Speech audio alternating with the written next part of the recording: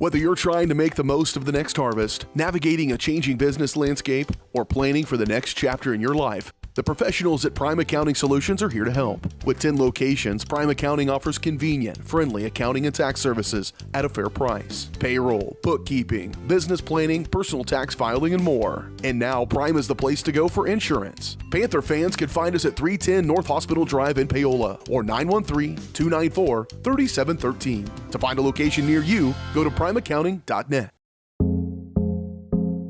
Our whole vision of becoming the 4-state agency was because we want to be able to grow with our clients, whether they have a lake house in Oklahoma, whether they're starting a business and expanding into Arkansas. We want to make sure that they're taken care of, whether it's home, auto, financial services, or even life insurance. We want to walk through the stages of life with our clients. That's the biggest part. That's what makes us different.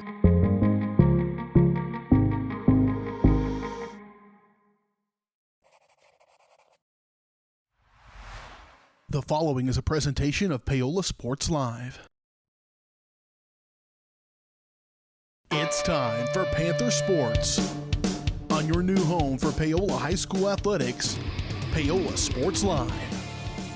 Paola Sports Live is presented by Go Brawley. It just works. Learn more at gobrawley.com. Also by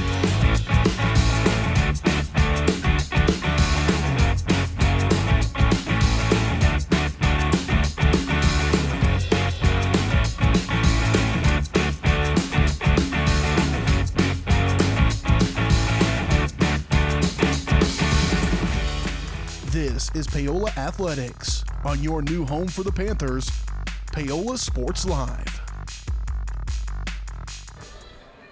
For the 4th straight year in a row, the Paola Panthers find themselves playing for that 3rd place trophy as we're live again from Dean Evans Stadium here in lovely Salina, Kansas on this beautiful Friday afternoon as the Paola Panthers are going to take on the Abilene Cowboys, the 2 seed, in this 3rd place matchup. And our coverage of Panther baseball here from Salina, Kansas is presented to you by Go Brawley Internet. Go Brawley is changing what is possible. Experience a new kind of internet with Go Brawley. For more information, call 913-837-4678 or visit gobrawley.com. Go Brawley Internet, it just works. Hi, everyone. Alongside my partners in the booth, Dylan Funk and Dennis Drennan, I'm Brendan Bolin. Happy to be bringing to you one more game of Panther baseball here this season. It's definitely bittersweet, but Paola's got something bigger to work for it. It's at least trying to bring home some hardware here. Yeah, you know, you never want to make a trip out to Salina and come home empty-handed, and this is a good place for the Panthers to be in. And again, 4th year in a row, they found themselves in this exact spot. You know, again, it had a huge tip of the cap to Coach Brummer and what he's been able to do with this team for the past 4 years, as they'll be looking to come back again next year. But yeah, all attention right now is against the Cowboys, who I don't know, maybe obviously for coaching and the scouting report, you got to look at both the potential opponents who you're going to be looking at. But I imagined, and if you would have told Coach Brummer that before the game after him in Abilene and Pratt was taking place, that they'd be taking on the Cowboys instead of the Greenbacks, I think they might have been a little bit shocked. Yeah, I think that could be the case too. But listen, I think we need to keep an eye out on this Abilene team. You're either going to get one of 2 things. You're either going to get a really peed off team that's going to come out and storm, or they could possibly give up. We'll just have to see what we get. We're set for our first pitch, presented to you by Miami Lumber, servicing Miami County since 1983. And here's the first pitch from Thomas Keener. It's ball 1. Away we are in the 3rd place game from Salina, Kansas. I'll finish my sponsor read. Located at 1014 North Pearl Street, Paola. Open Monday through Friday, 7 to 5, and Saturdays, 8 to 3. Miami Lumber, your homegrown home improvement store. Like us on Facebook. Meinig fouls this next one off, and we're even at 1-1. And the pitcher on the mound today for the Abilene Cowboys, it's Thomas Keener. Keener, the junior utility guy. He can do it all. He can pitch. He can play the infield. He can play the outfield. And this one's hit to the outfield and to right field and caught for out number 1. As Meinig retired quickly, that was Lane Hokeman in right field to take care of Xander Meinig. So I'll go over the order here. So Meinig led off to start. He'll be playing in center. Batting second and playing in right field, it's Blake Koslow. Batting third, and at shortstop today, it's Hunter Lothan. Batting cleanup and at first base, Jasper Logan. Batting fifth and playing third, Jace Curley. Batting sixth, and the pitcher for today is J.D. Troutman. Batting seventh and catching, Roman Barnes. Batting eighth and playing second base, Reese Hauser. And batting ninth and playing left field, it's David Mercer. Koslow fouls the third pitch off. It's a 1-2 count.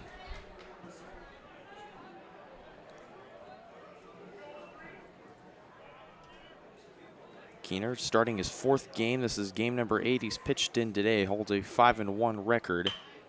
This one up the middle and through to center for a base hit. So after Meinig had a fly out to right field, Blake Koslow, the freshman, gets things started with a leadoff single, and that's the kind of tempo you need from this Panthers squad. Yeah, again, this is one of the big keys, and this goes for both the Cowboys and the Panthers. Obviously, they were wanting to play in the game that's happening after this, but you still got to come into this game high energy, ready to go, treat it. This is for some, or for most, on both these teams, this is going to be the final high school baseball game they play for when we're talking about the senior. So we got to find a way, come in, and don't be too down on yourselves. Just play hard, and again, try to bring home a third place plaque home. That was hit number 30. Keener's allowed on the year. He's allowed 20 runs, 16 earned this year. Meinig that's Koslow to second, excuse me. Normally he's so used to saying Meinig to second, but instead it's Blake Koslow who has a stolen base, and Brummer's already active on the base pass. Yeah, I think if you're Coach Brummer, you do want to be aggressive here. This one taken inside 2-1 to Hunter Lothan. Lothan went 2 for 4 against Rock Creek, had a double, 3 RBIs, and he struck out. It was the final out of that game to send the Mustangs to the state championship, where they'll take on the Pratt Greenbacks. I know we didn't have the stream of the game before, but it was an exciting one with Pratt beating out Abilene 3-2, and there was a lot of great defense and timely hitting and a lot of drama all the way down even to the final out. I mean, we were really close to this game being delayed a little bit because we thought we might have been going into extra innings. It was just an incredible game, but a couple controversial calls. Well, 2-2 is fouled back, and over the awning, we're still here at 2-2. There was a point in the bottom of the 7th for Abilene, up to bat, down by 1 run in the tying run, 90 feet away at third. It was a hard grounder to short. It was bobbled for a moment, and they were able to get the throw over to first in time. It was definitely a bang-bang play. And that puts the Cowboys here in this game against the Panthers. And Keener with a bang-bang strikeout there. That's the first for him. And there's 2 outs in the top half of the first. And now Jasper Logan, the first baseman, will step up. He had a really rocky start, I'd say, against the Rock Creek Mustangs. He started off pretty fine, and then all of a sudden Rock Creek has really found their offense. They were really just on all pages and all cylinders. Well, and it struggled for Jaspers. He had a hard time trying to command his off-speed pitches and his breaking pitches early in the game, so they were sitting on his fastball, and then he kind of did a 180 later on, is that he had his breaking pitches were going, but then it was still trying to work in fastballs. Working on the variety, the command eventually started going out a little later. They rode him until the wheels fall off. It was still a great quality start, had him in there for a little bit. The offense continued to battle back through the game as well, did Paola. Jasper allowed 7 runs that game. And this one's fouled over us in the booth. It's 2-1 now, the count. And for Abilene, you have to feel proud of this team. This is their furthest stretch in the past 2 years. Remember, in the past 2 years, they've been eliminated in the first round every single time. 2021, it was the Chieftains where they went on to go to the state semifinal, and then, the state final, and we'd be the runner-up. And then the year after that, they would lose to Fort Scott, which Fort Scott would drop to Chanute, and Fort Scott would eventually play these Paola Panthers in the third place game, and Fort Scott would have beat the Panthers. So the Panthers took fourth last year after taking third the last 2 years. And this is a good Cowboys team that it's got a tight nucleus with this senior class.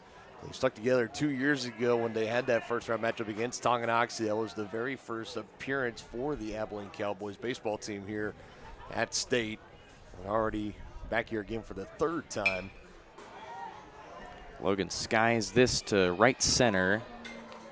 And now it's the right fielder. That's Hokeman under it. It'll make the catch for the third out. Paola strands Koslow. We go to work in the bottom of the first. Scoreless. You're watching Panther Baseball on Paola Sports Live. Hi, I'm Katie Casey, and I'm honored to be a third-generation realtor in our Crown Realty family. My dad and grandparents started Crown Realty in 1973, and since then we have grown to become one of the largest brokerages in the Midwest. We now have 8 office locations and over 150 agents covering about 20 counties across Kansas and Missouri. Reach out to us today to experience the Crown Realty difference, where we are committed to treating our agents like family and our clients like royalty. HERS Incorporated in Spring Hill is your area's premier small engine repair shop. Before you replace that faulty trimmer or mower, let our experts get you back to work. And if you are in the market for a new handheld, we carry Maruyama and Red Max trimmers. Plus, HERS is still the best place for hydraulic hoses, cylinder repair, and mechanical control cables. If that's not enough, we're also a UPS drop-off location. To learn more, visit us at hersinc.net, call 913-247-3530, or just stop on by.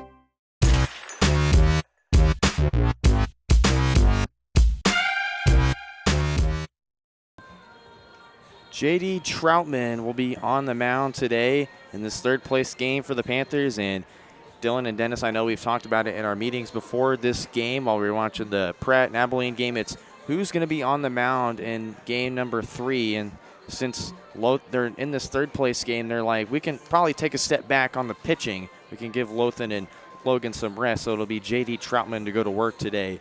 This is game number 8 he's pitched in. This is his second start. He holds a 1-2 record with a 9.73 ERA and 18.5 innings pitched. Yeah, and I think that's something that, in the third game, it would just depend. If they're playing in the championship game, I think maybe strategically might have been a little bit different. But, yeah, no harm putting JD out there. And, again, it's an all-hands-on-deck. I mean, this is it.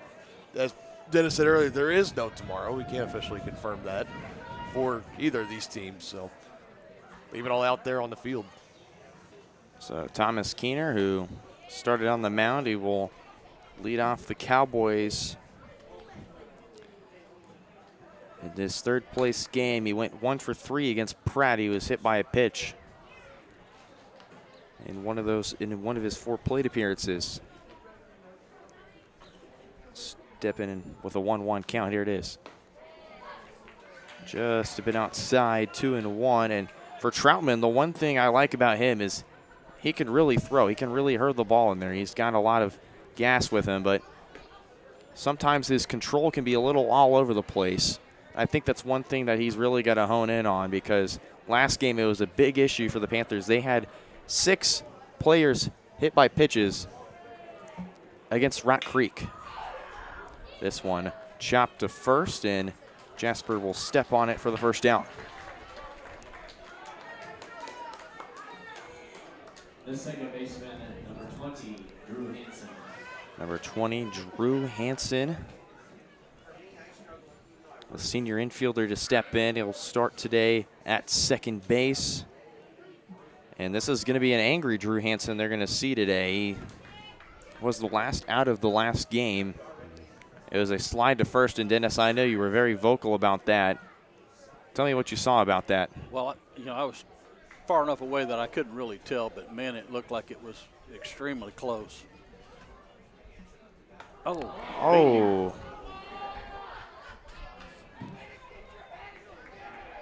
He kind of moonwalked his way back to kind of relax on that one. Some little bit of theatrics. Yeah. The catcher, number 25, Zach Miller.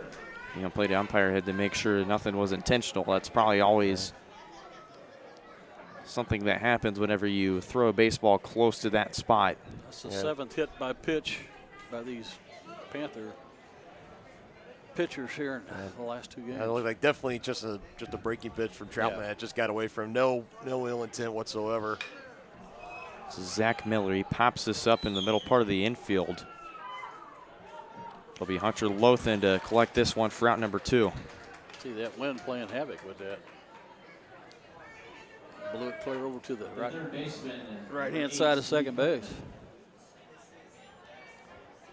Heath Hokeman, the sophomore third baseman, will step up here. Went 1 for 3 against Pratt. He had a double. He scored a run, and he had an RBI off of that double.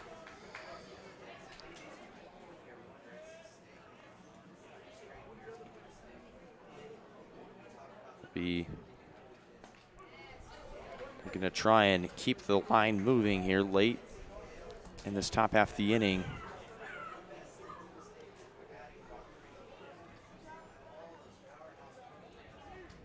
Not a very big lead over there at first base. The one from Troutman. It's popped into right field. That's over his head. It's over Costello's head, and it'll bounce over the wall. It's a ground rule double for Heath Hokeman. And the Cowboys got something brewing here. And again, the wind helped that. Yeah, a little bit of an oppo taco there. You can see the flag out there. That's a flag out left center. So you can see it's a pretty steady wind that was carrying that one, but it also helps. Great contact made at the plate, a lot of power. Hanging over his head, just not a whole lot. He can try to run that down. So now batting 5th, it's the shortstop Stockton Tenbrook. He's had a phenomenal senior year so far, batting .373 and 98 plate appearances. Went 1 for 2 against Pratt. He had a walk and a strikeout, and he singled. But the kid knows what it's like to be in this state tournament. He's went the last 2 years, make it 3 this year. Dylan, I know you had a call against him. I did. I remember that game against Tonganoxie over when we were covering for Tongi Sports Live. He had came up, I believe it was the very first inning. He was facing against Mason Davenport. He was a senior for the Chieftains at that time. He's a D1 commit going to Stetson University, and he was by far one of the best pitchers in 4A in that year. And he got a couple guys on base, and Stockton came up and took him about 395 to dead center. It was a monster shot for the sophomore. Grounded to Lothan, throw onto Logan's in time, and the Cowboys will strand 2 on here as we finish the first inning here. We're through 1. We're still scoreless. Back here in just 60 seconds. You're watching Panther Baseball on Paola Sports Live. Looking for a taste of home-cooked goodness and a welcoming hometown atmosphere? Look no further than Circle C Cafe in Paola. Indulge in mouth-watering breakfasts that'll jumpstart your day, or savor the hearty lunches with farm-fresh ingredients that'll make your taste buds dance. Circle C Cafe, where delicious food and friendly faces come together. Stop in and see them at 1305 Baptiste in Paola. Circle C Cafe, hometown flavors, hometown pride. Find them at facebook.com/Circle C Cafe. For more than 20 years, Gherkin Rental has been the place to go to get the job done in eastern Kansas and western Missouri. With a huge selection of quality equipment, from roll-offs to trailers, telehandlers to generators, power washers to popcorn makers. Experienced equipment professionals and clean, well-maintained tools to help you get the job done right the first time. Gherkin Rental. Stop by any of their 13 locations across the KC Metro or call 855-GHERKINS. That's 855-437-5367.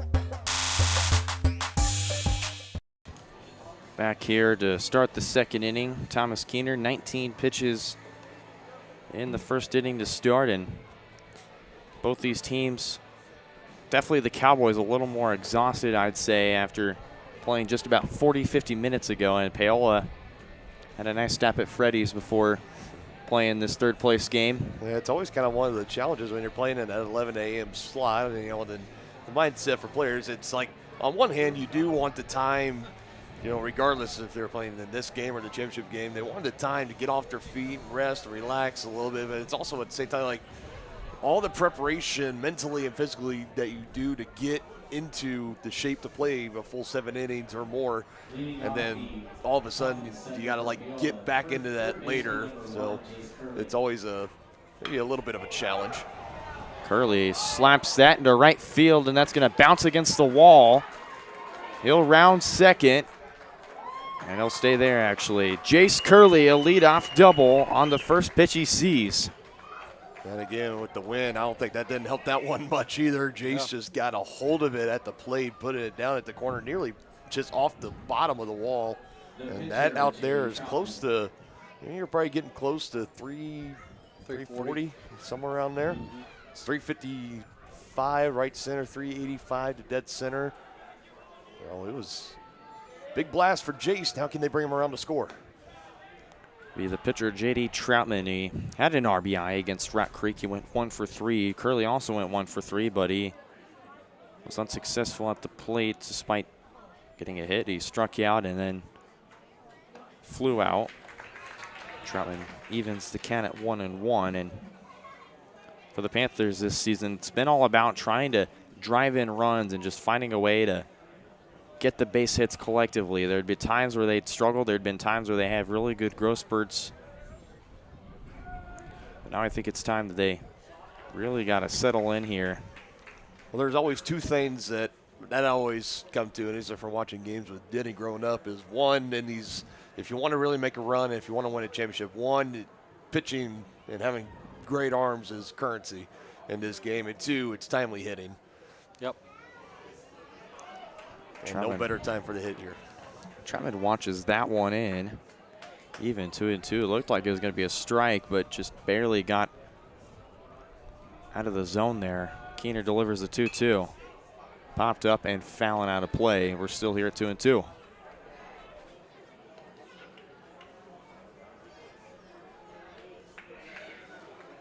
Be Roman Barnes, the catcher, on deck. And then Reese Hauser after Roman Barnes, and Troutman took that way inside. Count is now loaded up at 3-2. Troutman's job, if he puts it in play, is to get it on the right side to move that runner. Here is the 3-2. Ball 4. So Thomas Keener leads off the second with a leadoff double, and then he walks J.D. Troutman to put runners on first and second with nobody away. So the Panthers already added a little bit of pressure on this young but very experienced Cowboys squad. That's all you can ask for right now. They had him trying to bunt right there. And Barnes, I'd imagine the only thing he can really do is that Coach Brummer probably wants him to move both runners up 90 feet. See if he bunts again. Yep. Ioane gets one down, but it's a light tink of the metal bat. So we'll have to swing away here as he falls behind 0-2.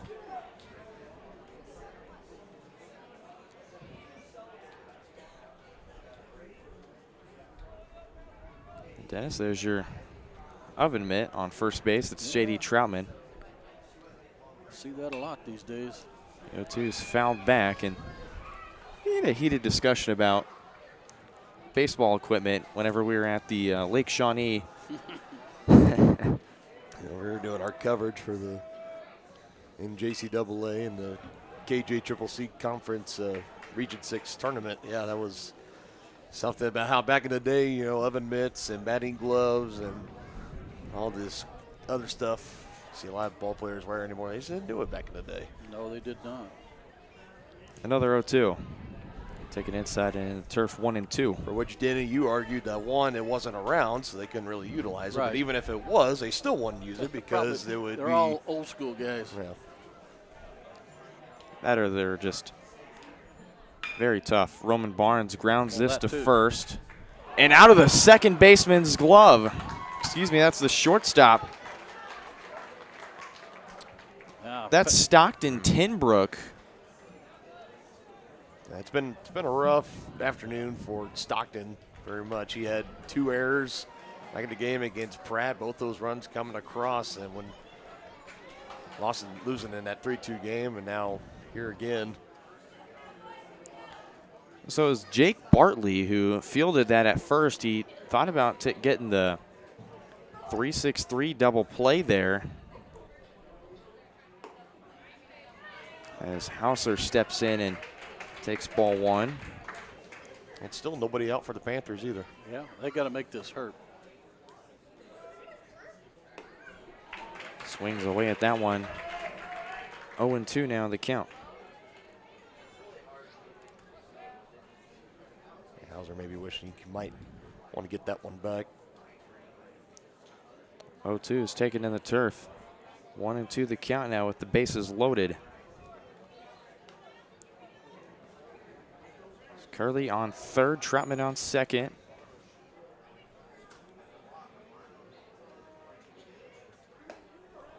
And that's now Tristan Katzer on first as the courtesy runner, and they're going to say Hauser went around. And that's strike 3. The second strikeout for Thomas Keener.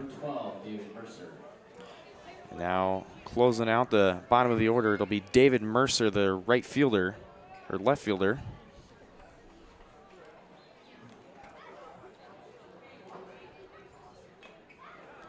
Merce, 3 for 7 this tournament. Went 3 for 4 against Lewisburg. Had those 2 RBIs, and they went 0 for 3 against Rock Creek, but he scored a run. After getting on with an error, Rock Creek had 3 errors in that game. Between both the Mustangs and the Lewisburg Wildcats, the Panthers have seen their opponents give up a total of 9 combined errors. Plus the 10. 1. So 10, yeah, yeah, we're at 10 now. This one chopped past second. That's through to right for a hit. And the right fielder loses it. Curley and Troutman score a 2-run RBI single for David Mercer. And the Panthers are up in the second 2-0. Yeah, I just looking at the body language of this Abilene team, I don't think they want to be here. Their head is not in the game. And I think I would agree with you there. And I mean, they fought really hard against a Pratt team who looked really solid all around. I mean, we saw Pratt, they looked really dominant fielding-wise. They didn't make any mental errors. And I mean, the crowd energy there was too. It was a phenomenal crowd. I mean, the whole bleachers we saw were filled up at one point almost. I mean, for folks at home, it did not feel like a traditional high school baseball game. I mean, it really felt like we were maybe at it felt more like college. Yeah. Like if you were at a Division I college game, it was absolutely incredible, and the play on the field was great. And we go back to the point for Abilene, they're coming in, body language, as you mentioned, Denny, not that great. And, for folks that maybe if you're getting on Twitter, if you're on social media and you're seeing the results pouring in, yes, there were a couple of, I wouldn't, controversial after where it's all said and done. Sure, we could call them that, but in the midst of the play, when you got to make a call, they were all really bang, bang, and the more of them went towards Pratt than they did for Abilene. But like Brendan also said, too, you got to give credit to the Greenbacks. I mean, they made a handful of tremendous defensive plays, especially turning a couple of double plays, cutting down a runner at home plate late in the game. Yeah, the Cowboys had their chances. Yeah, the Greenbacks played a good game. There's no doubt about that. Meinig skies that into right. That drops down, and the right fielder tried to barehand it. He can't make the play. Katzer comes to score. They're going to hold Mercer at third, and another run's going to pour in for the Panthers. It's 3-0.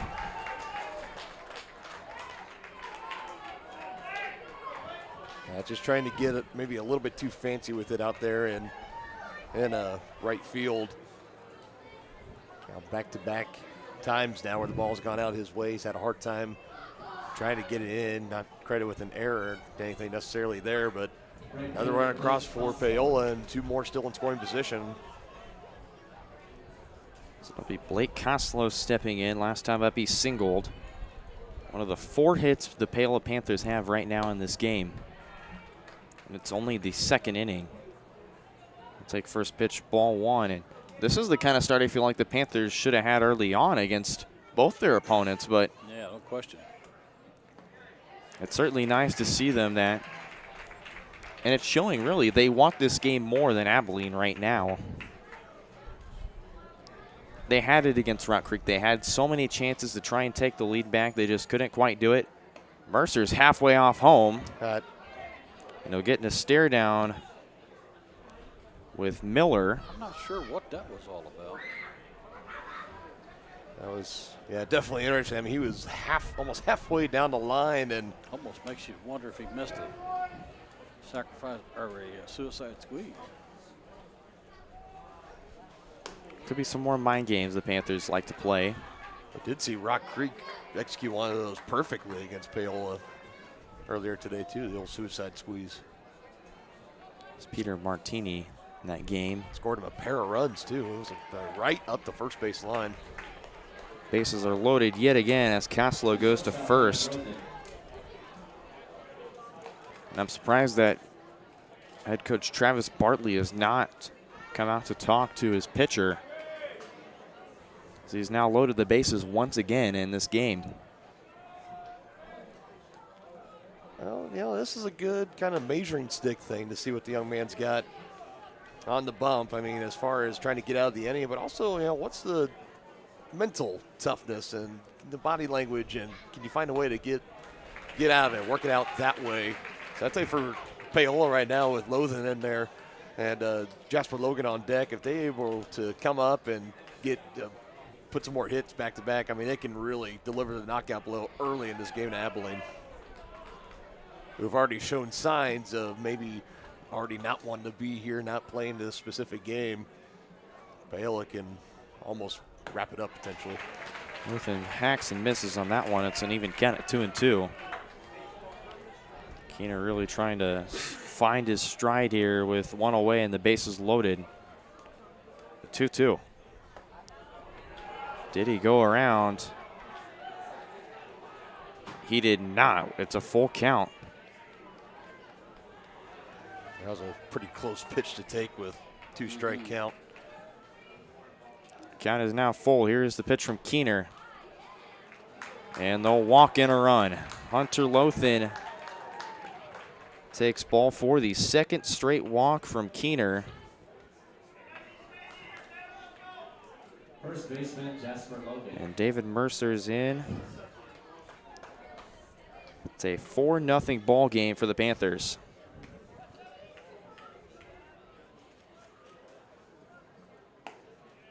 Well, still for the Abilene head coach, not even taking the time. But I also pointed to, you know, we saw in that Rock Creek and Paola game, I mean, the catcher is not even taking the time to try to maybe have a brief pause, maybe have a quick meeting or whatever. They're just trying to Looks like they're go going through. Yeah, they just look like they're going through the motions.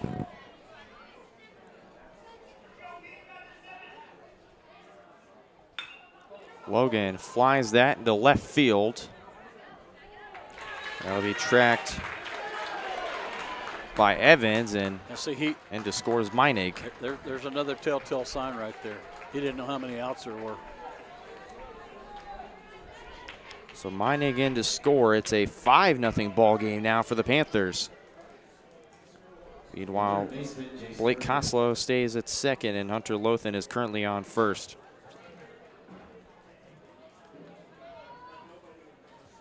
So now it's Jace Curley stepping in. And we've already went through the order now, fellas. Yep, batting around. So Curley started this off with a double.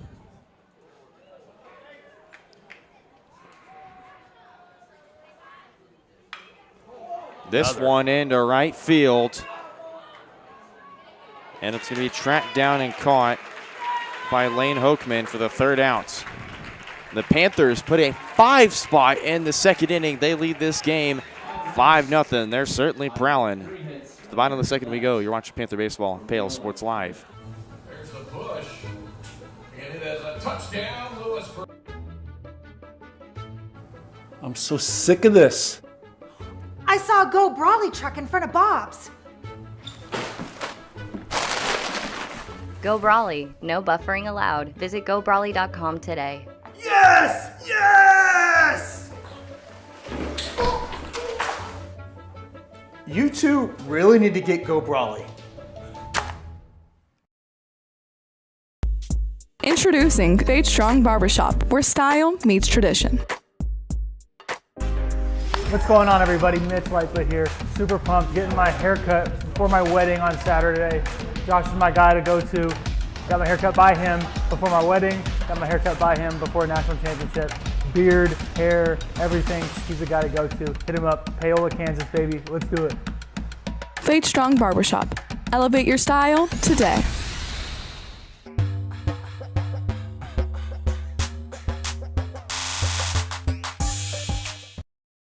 The man you see right there responsible for the 5 spots the Panthers put on in top half of the second inning there as Curley got things started with a leadoff double and then a couple walks and a couple hits issued from Thomas Keener has really put the Panthers far in front, 5-0. Now, Dennis, what does Abilene need to do to get back in this one? Need to get their heads up and get back in the game. I mean, you saw the outfielder the left fielder didn't even know how many outs there were. The infielders aren't putting up the fingers on telling them how many outs there are. They're just not in this game at all. So it'll be the coach's son, or sorry, it's Kyson Becker. So it'll be Kyson Becker. It'll be the coach's son up next. Becker grounds this to short. Lothan collects. Throw to Logan's in time for out number 1. You can tell the atmosphere is kind of dead here. The Abilene fans are really fed up. And they were barking at the umpires the entire game, not liking the calls. I mean, they even were booing them when they were coming off the field. Something that is just like, I know it's so easy to always give flack to the officials, the umpires, whatever it is, but I mean, to a standing boovation essentially is what it was when they came out from the Abilene crowd. I mean, it was something for sure. Yeah, it was pretty bad. So now it is Jake Bartley, son of Travis Bartley. This one skied into shallow center.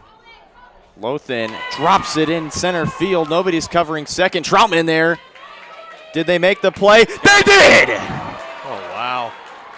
After an error in center field by Hunter Lothan, Troutman, the IQ play of the century, they're running over to cover at second, and they get Jake Bartley out.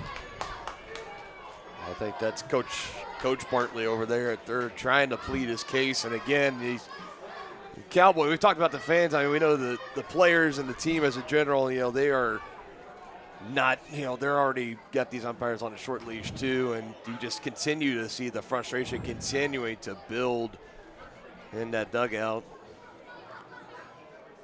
Now it's Lane Evans, the left fielder. This one is into left field and gets down for a 2-out base hit.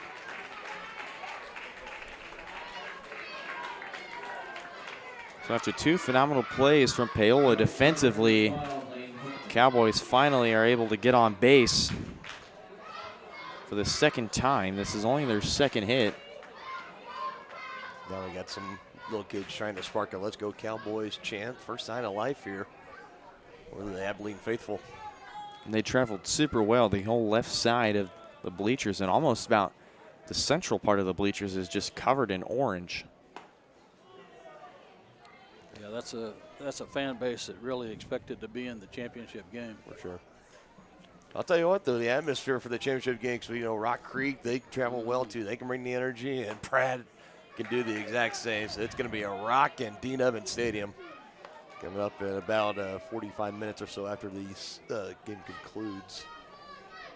Lane Hokeman, the right fielder, steps in at 2-0 count. Dealt to him already.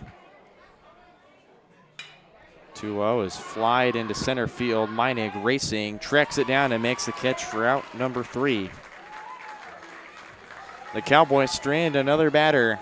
Panthers go to the top of the third, still up 5-0. Back here just 60 seconds on Paola Sports Live. Hey, where are you going? Can't get by me. I'm number 1 in this class. I rule this lab. I'm number 1. Hey, I don't think so. Yes! Winner! I am the king! Woo! You wouldn't do it there. So don't do it here. Sportsmanship. It's up to you. What? Jerk. At Olathe Health, we perform cutting-edge surgical procedures because changing lives with innovative care drives us, one patient at a time. Olathe Health. Advanced healthcare. Advancing lives. If you're off your game because of pain or injury, turn to Olathe Health because orthopedics is our game.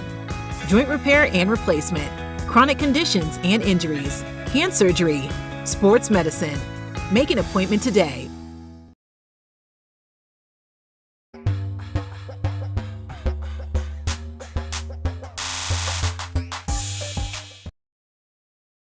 Back here on Paola Sports Live, we go to the top of the third.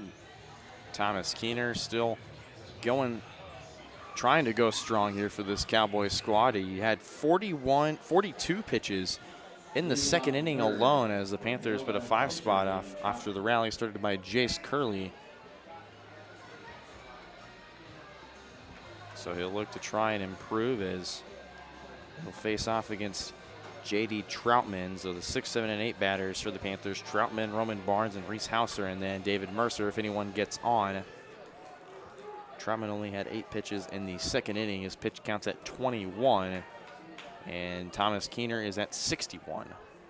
So a complete 40 pitch difference between both these pitchers as Keener deals ball 1 to J.D. Troutman, who walked his last time up. You can tell definitely Paola that they have all the energy, all the fire. It's on their side right now. Keener's dealt 3 walks today in this game. And given up 4 hits to the Panthers and an error from each squad. A 1-1. Taken low, counts 2-1 now.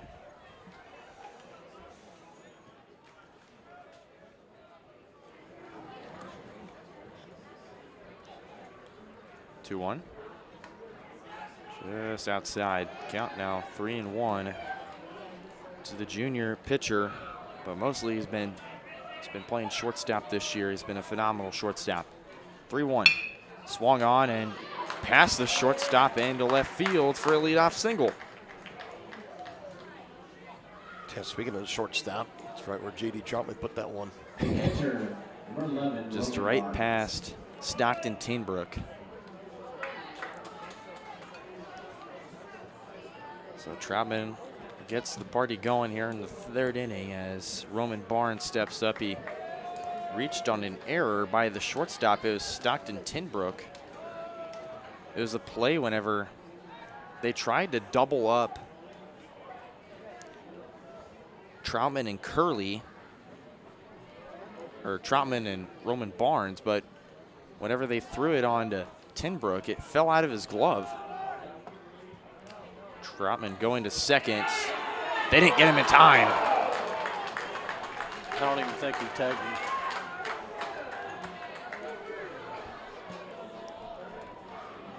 And the Abilene faithful letting their displeasure go again. Yeah, that's another thing that's also important to keep in mind. This is still the same umpire crew that just did the game right before this one, Abilene and Pratt. So this is, yeah, for the Cowboys, they didn't necessarily do themselves any favors as far as saying nice things to the umpires during that game. So this is not expecting to get any favors if there's any kind of close bang calls. Now, obviously, the integrity of the game, if they see that it's breaking Abilene's way, they're going to call it that way. But Dennis, you know exactly kind of what I'm talking about. Oh, yeah. Umpire's discretion, if you will. You're not going to get any close calls, that's for sure. Stockton Tenbrook making the catch short for out number 1. The second baseman, Reese Hauser. Appears they're doing construction off in the distance by the sounds of the truck backing up, and Rock Creek is, or actually that was the bus, since bus. Rock Creek has just made their way into the building. I imagine Pratt is still nearby. Maybe at Freddy's. You can never go wrong with a good custard. 1-0 to Hauser. That's up the middle. Tinbrook, nice play. Can he make the throw at first? It's offline. And in to score is J.D. Troutman. Hauser to second. And it's a 6-0 ball game for the Panthers. And again, body language. Yep. We saw it, the center fielder kind of having both arms up in the air. Knocked at Tinbrook. Obviously frustrated with himself. The young man came really, really close. Had the makings of a web gym kind of play. Just couldn't quite close it out and the throw back to first base. And it should be a routine play, but sometimes those kind of plays where you're in the moment, you just made a solid defensive stop and you have to get up on your feet and try and make the throw to first. It's kind of hard at times. Even some of the pros can't make it. This one popped up to first. Bartley makes the catch for out number 2. Yeah, as far as maybe like routine plays go, maybe not necessarily routine, but I think if you ask Stockton, he's probably made that play many, many times this season and throughout his varsity career, and he's going to tell you he should have made that play. Yeah, no question about that. Well, he's had a rough tournament from what we've seen. Just today, yeah. Panthers have batted her around in the order for the 3rd time. So we're back to Xander Meinig, already 1 for 2 today. He flew out to right, and then he had a single, and he eventually would score. It was an RBI single, scoring David Mercer.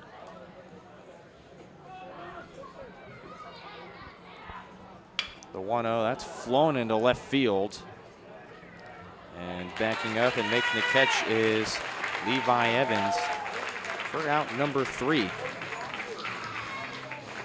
The Panthers tag on another run. It's 6-0 as Abilene goes to work with the bats here in the bottom of the 3rd. Elliott Group is a proud supporter of Paola and USD 368. At Elliott Group, we work, live, and shop in your local communities. Serving Miami and Johnson counties for more than 45 years, Elliott Group understands your needs. As an independent insurance agency, Elliott Group works with numerous carriers to find the coverage that best fits your needs. In Paola, call 913-294-2110 or visit ElliottInsuranceGroup.com.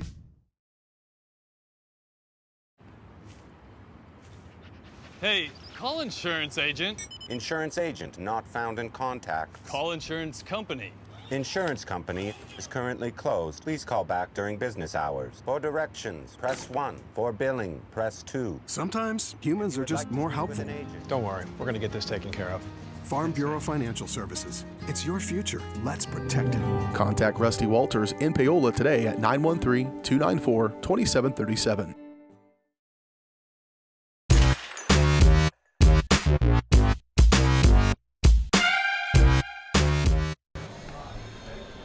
J.D. Troutman again on the mound. So we go to the top of the 3rd and the top of the order. In fact, for the Cowboys, it'll be Thomas Keener, Drew Hansen, and Zach Miller. And if one gets on, it's going to be Heath Hokeman. Troutman only thrown 21 pitches in 2 innings so far. And he'll deal first pitch ball 1 to Thomas Keener. Like it's already a pretty big inning coming up here for Abilene, seeing down 6 runs, and we've already talked about the body language. They just seem to be out of sorts a little bit. Even looking at the dugout in between innings, you could tell trying to get some spark going between the coaches and some of the players trying to get everyone going, and it's just not working right now. I think if you come up, if you find a way to make a couple big hits, maybe just get a run or 2 in, maybe that could get the spark going, maybe even get the crowd back into it, and that can help rejuvenize this team. I mean, they're just looking for any kind of spark right now. A 5-pitch walk to lead off the 3rd as Thomas Keener will take his base at first. The second baseman, Drew Hansen. And Drew Hansen now stepping up. Definitely probably is already feeling down after a controversial call made in the last game, and he looks to be probably one of the more people that are more energized than anything. And it doesn't help that in your very next at bat after that heartbreaking call that you get accidentally hit by a and he gets nailed yet again. So he first got accidentally hit on the helmet on a breaking pitch that got away from Troutman, and now this one hits him inside. He's still showing some theatrics on it, trying to be lighthearted. I guess that's a positive, but And it's been the second time that he's been hit. And the first base coach is like, there's got to be something behind this. In which I do remember, I'm not sure if I'm correct on this, I did see him jaw at the umpires when he was leaving and they were making the call. Well, everybody was. Well, everybody was, yeah, but he was the most. He was definitely fired up. I couldn't tell if he was directing his attention towards himself or at the umpires, but I think it's just kind of human nature when you're in that position and he slid head first into first base and he thought he beat it out. And I mean, I know there's some screenshots going on. It looked like his hand might have been on the bag before the throw was in, and he should have been safe, but it was called out. Of course, you're going to try to plead your case, even though there's nothing that you could say, nothing that you could do. This one into left field, that gets down. They're going to send Keener home, and they're just going to hit the cutoff man and a RBI single for Zach Miller.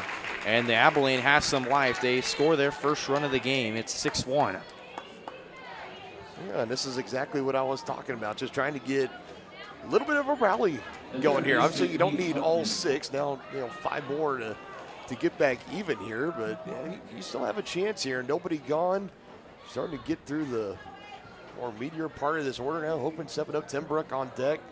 This is a chance here for the Cowboys. They want to try to get that momentum coming back even a little bit more to their side. This is the time for them to do it. A throwback to second. Hansen slides back in safely. Heath Hokeman steps up. He had a double as the first hit for the Cowboys in this game. And the second base runner on. That almost hit Heath Hokeman there, but it's just way inside. Now what JD has to be careful of, and you mentioned it already, Brendan, that he has had trouble with his command, and hit by pitches can stack up on him throughout this season. You don't want to help Abilene have a big inning. You want to make them earn it. They've already hit 11 batters today alone, in the past 2 days, I should say, actually.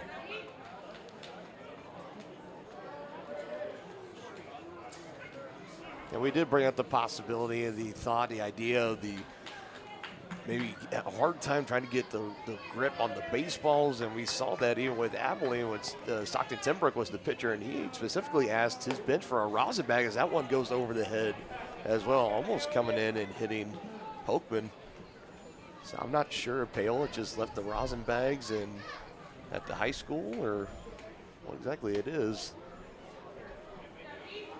And now we're going to see Roman Barnes go up to the mound and talk to J.D. Troutman.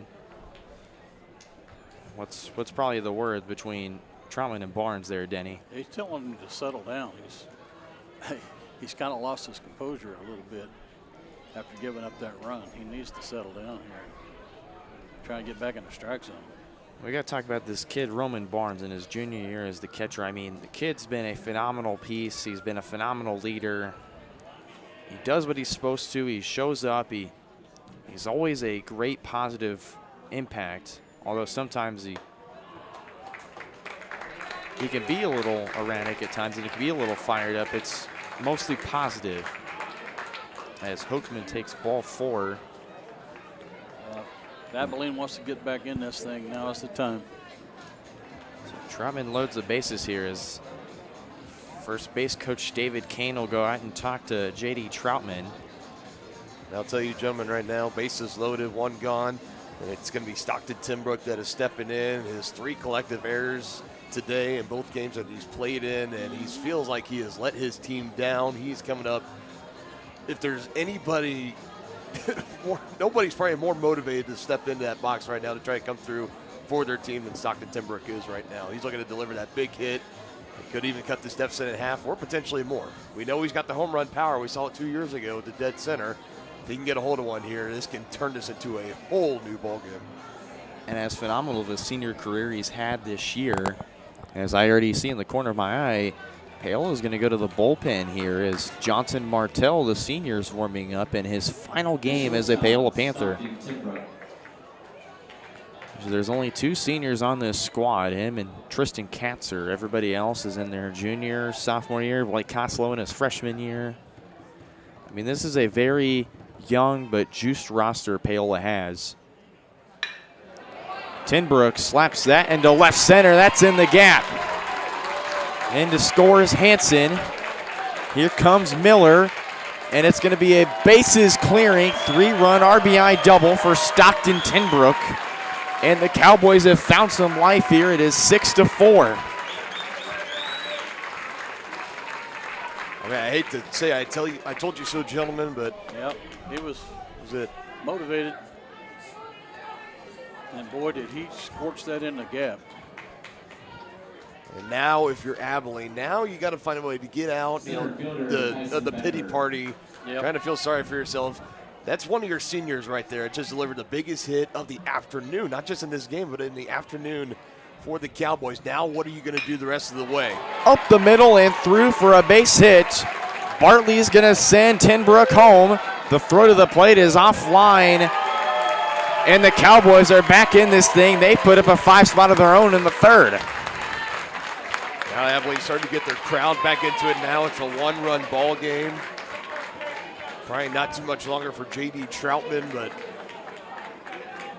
I'll tell you, it had all the makings of in this inning for Abilene to really do some damage, and I think they needed to, because if they would have gone out and not did anything in this bottom half, it just would have gotten worse and worse for them. Instead, they've come out, got the big hits that they've been looking for. Now, all of a sudden, I mean, tying run in scoring position, already put up a 5 spot here at the bottom of the third. There's some pretty unreal stuff happening right now. It was Kyson Becker who delivered that RBI single. It was a 2-bagger, in fact. There is a pinch runner on second. I did not catch the number. Did it? There's a ball, but I must have been hearing something because I thought it went off the bat. There's something in the stands here. 1-0. This one into right center. Can Meinig make the catch? What a catch! Wow. Having to go over his back shoulder and tracking it down and making the play is the speedy X-Man out there. That's a highlight reel play right there. That ball was scalded. And if he didn't catch that, that was going to be the tying run coming across the score from second. No doubt. And then making that catch, keeping him at second base too, not allowing him to advance up 90 feet. Levi Evans steps in. He had a single his last time up. This one's in the dirt, and the runner will go to third. He had a solid leadoff coming off, but he'll retreat back to third. That is Kyson Becker. So Kyson Becker is still the runner in the game. It's a 1-0 count to Levi Evans. The 1-0. Swung on, that's into left field. Can Costello make the catch? It's over his head and at the wall. And coming in to tie this game is Becker. And to third is going to be Levi Evans. The Cowboys have tied this ball game in the third.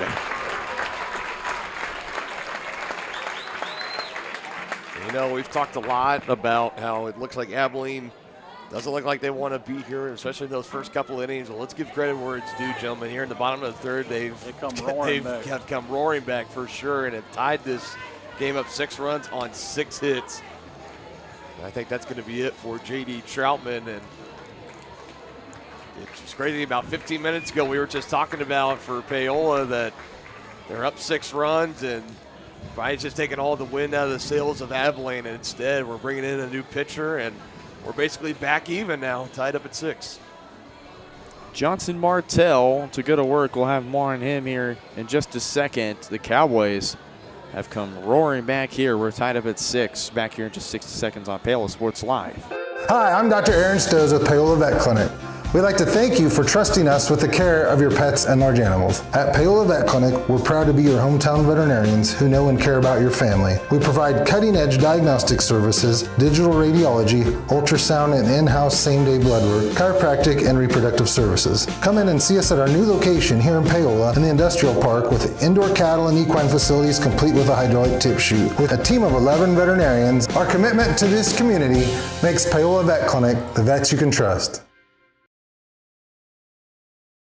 Bringing the law to your corner. That's Hartley Law Group. Attorney Jerry Hartley and her staff are dedicated to working for the results you want and to help you determine what actions you can take.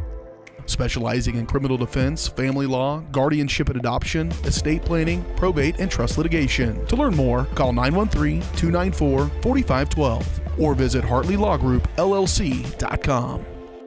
The choice of a law firm and attorney are important decisions and should not be based solely on advertisements or websites. Back here on Paola Sports Live, and Johnson Martell will go to the mound after Troutman could only go with 3 in an inning. So I'll go over the numbers on him. Troutman went 3 1/3 innings, 6 hits, 2 walks, 0 strikeouts. He allowed 6 runs, all of them earned, and he hit 2 batters. And he had 40 pitches on the day. So now the senior Johnson Martell to go to work here. The senior southpaw is 2 for 2 with a 9.57 ERA in 22.1 innings. This is game number 11 he's pitched in. He has 23 strikeouts, 25 walks. He's allowed 24 runs, 22 of them earned. A K per 9 of 10 and a walks per 9 of 10.2. A whip of 1.429. So Lane Hokeman will be pinch hit for by number 42. That's Tyler Holloway, junior catcher. Holloway rips that one into right field, and the Cowboys have taken the lead thanks to the pinch hit single from Tyler Holloway. That's just very unfortunate, fellas. Yeah. At one point, you were in this game and you were really dialed in, and then all of a sudden, the team who looked like they had their heads down, the team that looked like they didn't want to be here anymore, they've come soaring back, putting a 7 spot in the 3rd inning. I think that's what is going to bother this Paola team even more, and I imagine Coach Brummer, whenever they make their way off this field to get 2 more outs before they go into the dugout, we might see a team powwow or a team meeting before we see them come up to bat in the top of the 4th inning, because this is you had them done and out of this game. The foots were on their neck, if you will, and now all of a sudden this one popped up. Troutman at short to make the play for out number 2. And to give credit to Abilene, because they've come up and they've made the hits. They're making a lot of loud, solid contact off Troutman. The first hit given up from Johnson Martell. Thank you very much. You can tell who the Paola Sports Live guy is here. Right?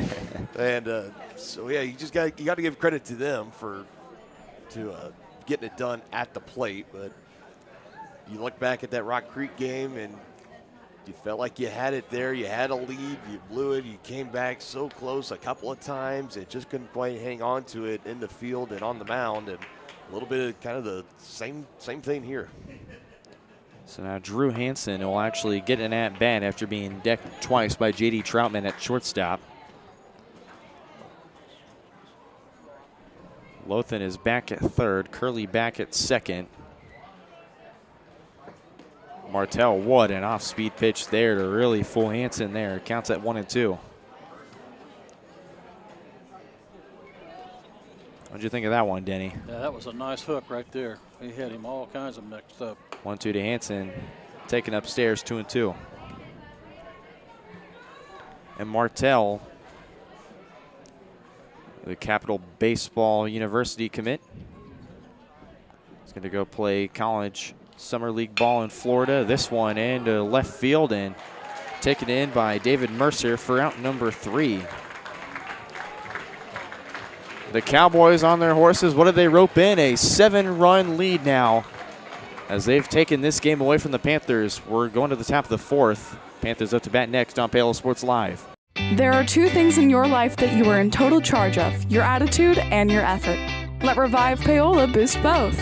Revive Paola is your friendly local health bar, making made-to-order drinks to keep you going. They have a ton of options: a smoothie bar, specialty teas, healthy shakes, caffeine-free options, and even some sips for the kids. You can customize your order with delicious and healthy extras. Please be sure to ask about Revive's nutrition coaching. Put some extra pep in your step with Revive Paola.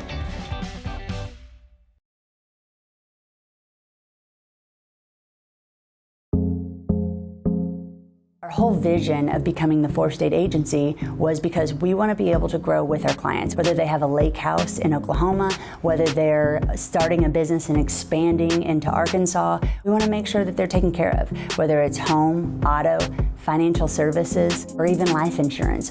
We want to walk through the stages of life with our clients. That's the biggest part. That's what makes us different.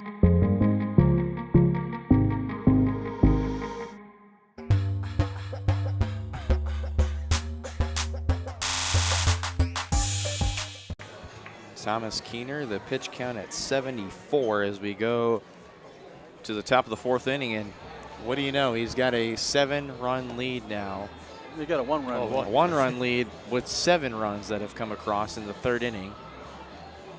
I mean, it did kind of feel like that now all the momentum's on the side of Abilene. That kind of feels like that. But, again, I imagine a fairly spirited pep talk from Coach Brummer, so it wouldn't surprise me the least bit to see Paola come up here. You got Coslow, and then you're getting into the middle part of your order.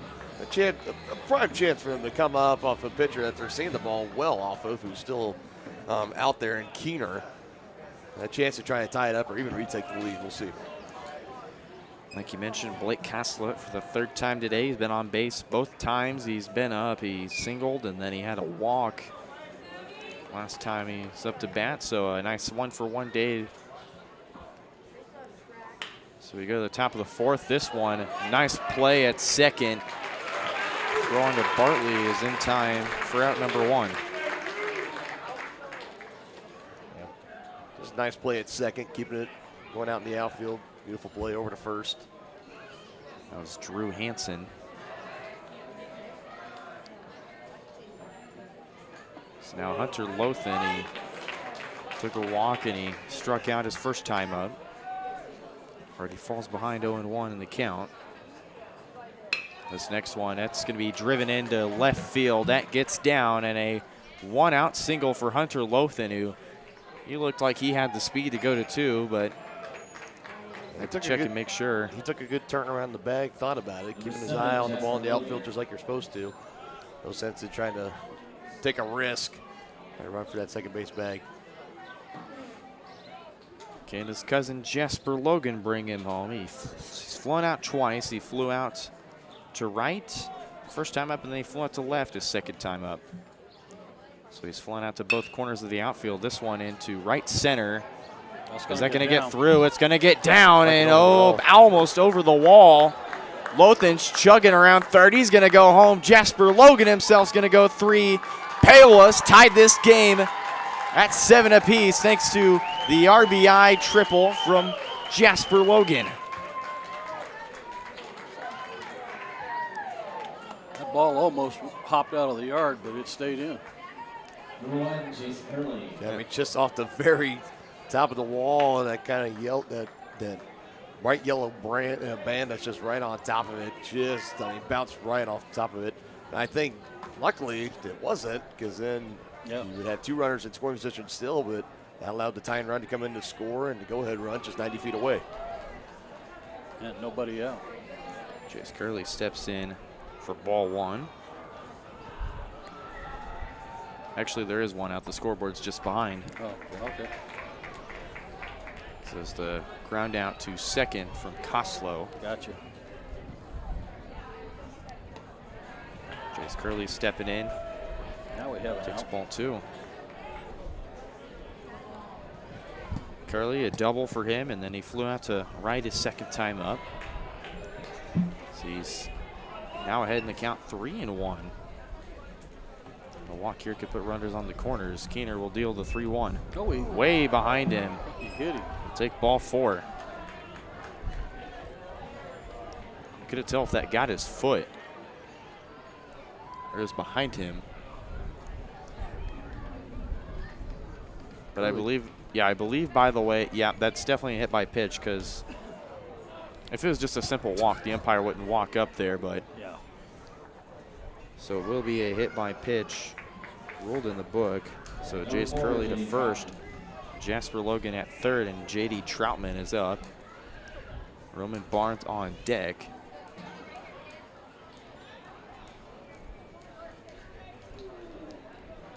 Troutman, he singled his last time up and he walked his first time up, so nice start for him. And going to second easily is going to be Jace Curley. Put the tying run still at third, or the go-ahead run, is at third, yeah. This one off speed pitch, that hung in the zone a little bit there. That's going to be deep enough to send Logan home. It'll be Levi Evans making the catch in left field, and Jasper Logan comes in, and the Panthers have retaken the lead 8-7. We got a ball game on our hands, folks. Yeah. Number 11, Roman Barnes. Really hasn't been a game yet at this tournament that has been the tad on the boring side, I guess. You know, Abilene beating Rose Hill 5-1. And yeah, I mean, maybe outside just that game alone, every other one's been pretty close, at least at one point in the game. There's been some close moments, high intensity, high drama.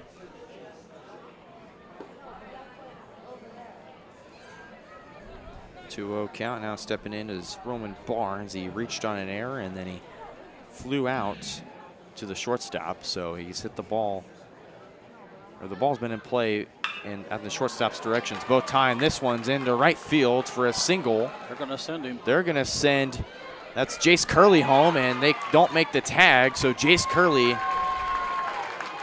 comes across to score.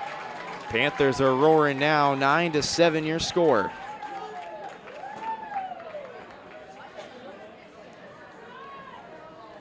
I mean, fellas, we could have a double-digit run game for both these teams, honestly. Could happen. I mean, this is the exact response that you wanted if you're at Paola. You just saw Abilene showing signs of life for pretty much the first time in this game in the bottom of the third, a 7 spot taking the put lead. up. Yeah, taking the lead. So you come out, now you've answered with a 3 spot so far. Still have one more out to work with as this one skied out to short. Under that one is Timbrook for out number 3. Panthers tag on 3. They retake the lead 9-7. We go to the bottom of the 4th here. In just a matter of moments. You're watching Panther baseball in the 3rd place game of the state championship here on Paola Sports Live. Across the 20, the 15, the 10, 5. Colton McCann, his 3rd touchdown of the game. Like in the net, that'll be a point for Baldwin. A first touch volley. The substituted Forward across the goal line, touchdown Trojan. At an opening on the near side, is he going to take it? Yes, he is. Kaplinger will take it to the house.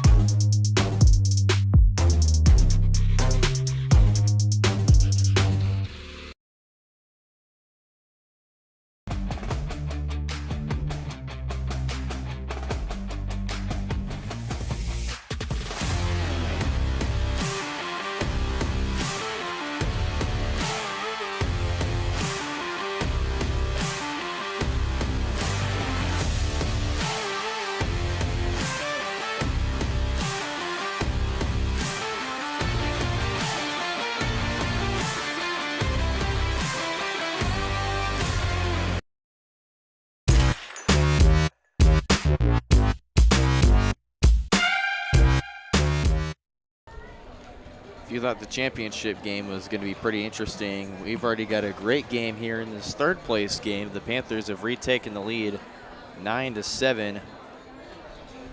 Thanks to the effort of J.D. Troutman driving in, a sacrifice fly.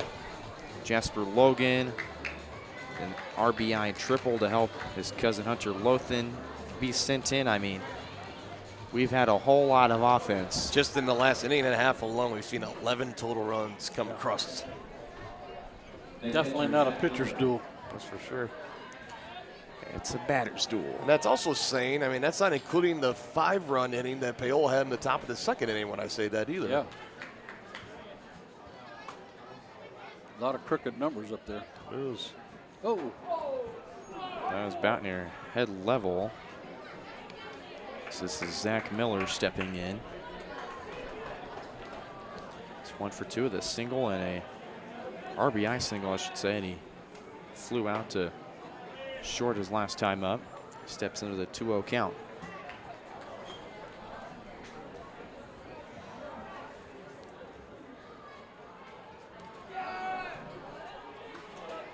Now 3 balls for Miller. What you don't want to do is put the leadoff hitter on. 3-0. Shows bunt. It's a 4-pitch walk. And Dennis with the jinx of the century there. As Zach Miller will go to first here to start the 4th. So I want to apologize. I made a mistake there. Keener was not on the mound, in fact, as Heath Hokeman. I don't think they made an announcement over. No, I didn't hear it. I didn't hear anything. So well. Heath Hokeman is actually on the mound that last inning. In the 4th. Keener moves back to shortstop. Well, it also fooled whoever's doing the live stats too, because they still had Keener out on the bump. On mine, I have him.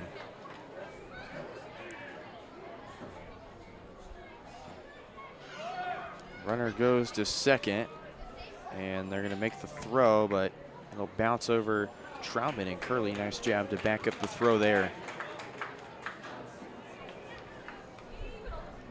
Zach Miller on second, and Hokeman 1 for 1 day so far. He doubled his first time up, and then he got on with a walk in 6 pitches.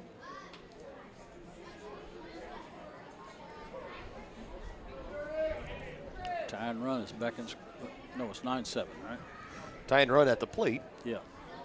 That's what I meant to say. It's been a lot of runs. It's been a lot of action. That's in the last about 30 minutes or so, or it's maybe even longer. It feels like it's only been 30 minutes, but it wouldn't surprise me if it's been 2 hours. That's a fair point, I'd say. It's been one of those days. Not a lot of hard work over these 2 days during the state tournament. He also got across all classes. He also got the state track meet that's taking place right now too. Wichita, best of luck to the track athletes at Cessna Stadium in Wichita. And then also the softball teams over at Salina Central High School.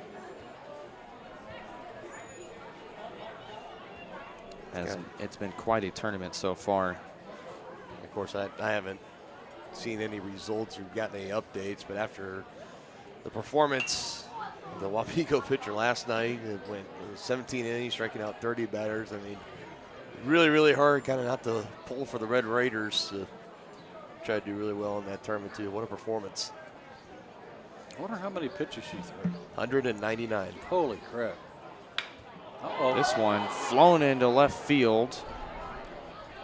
Mercer makes the catch. No, not going to be deep enough. Miller thought about going 3, and Mercer's strong arm will force him back to second. Yeah, he doesn't have the wheels for it.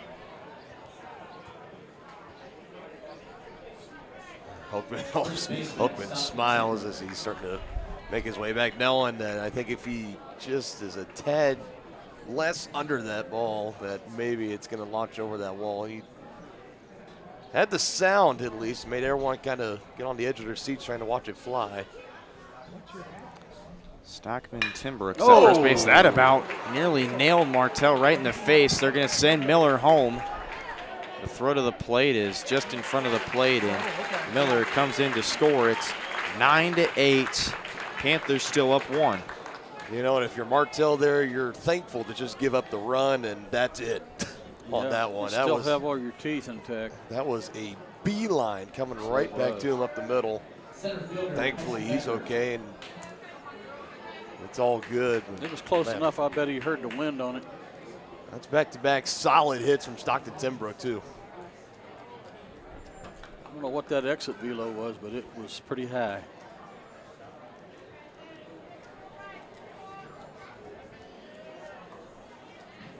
Now 4 total RBIs on the day for him as well. So now it's the center fielder, Kyson Becker. Fouls first pitch he sees off into the distance. It's 0-1. Becker grounded out to short his first time up, and then was able to get on with a single. Oh, they got it back to first, and now they've got Tenbrook in a pickle. Troutman will make the tag. So Tenbrook's going to get caught right in the middle of a pickle. So nice job and heads up play by the Panther defense to notice Tenbrook was kind of not watching himself on the base pass there. And you know that had to feel pretty good for Troutman too to put the tag on, knowing in that game against Rock Creek he had a couple of base running errors too. So it's kind of a nice little full circle moment. Especially the one on where he's on second and he had a very late jump, and then Rock Creek stepped off and made the play. Lothan fields this one, throwing to first in time for out number 3. 1 run, 1 hit. Abilene tags on another run, but still not enough. The Panthers are still leading by 1 as we go to the top of the 5th. Panther baseball is coming up next here on Paola Sports Live. Strode Orthodontics is creating beautiful, healthy smiles. Dr. Claire Strode and her staff have decades of combined experience, offering clear and metal Damon Smile braces and Invisalign clear aligners for teens and adults. Dr. Strode tailors your treatment to meet your specific needs with 3 convenient locations in Olathe, Overland Park, and Spring Hill. Strode Orthodontics is ready to give you the beautiful smile you've always wanted. Call for your free no-obligation consultation, 913-491-3400, or visit StrodeOrtho.com. For more than 20 years, Gherkin Rental has been the place to go to get the job done in eastern Kansas and western Missouri. With a huge selection of quality equipment, from roll-offs to trailers, telehandlers to generators, power washers to popcorn makers. Experienced equipment professionals and clean, well-maintained tools to help you get the job done right the first time. Gherkin Rental. Stop by any of their 13 locations across the KC Metro or call 855-GHERKINS. That's 855-437-5367.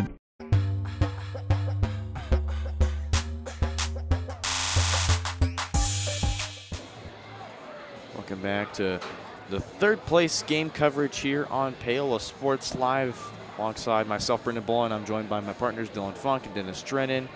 So happy to be here with you on the final day of baseball here in Salina, Kansas. The last game, the seniors Johnson Martell and Tristan Cancer will ever suit up in a Paola Panther uniform. It's been a great pleasure covering them all season. And I just happened to have Funk and Drennan alongside the ride with me, but basically Funk drove me here, so it's all thanks to them for what they do for me. And I'm just thankful to be here in this seat now. As you saw the flags blowing quite a bit, and we haven't asked this question. So Dennis Drennan, what's the weather looking like? We need that meteorology report. Well, the wind was at 18 miles an hour. It has relaxed a little bit to 15. Mercer chops that to short. Keener throw to Tenbrook is in time for out number 1. Center fielder Xander Meinig. Xander Meinig steps up for the 4th time today, the 4th time the Panthers have batted through 1 through 9.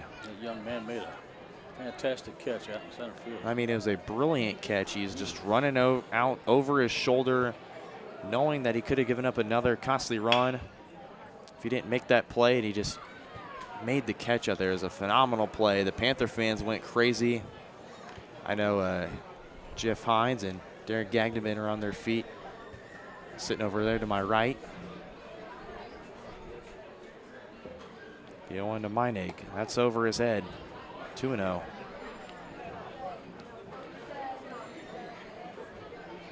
He continues to surprise me how many pitches we've seen close to the heads of batters in this game alone. It's 1-1 now, make it 1-2.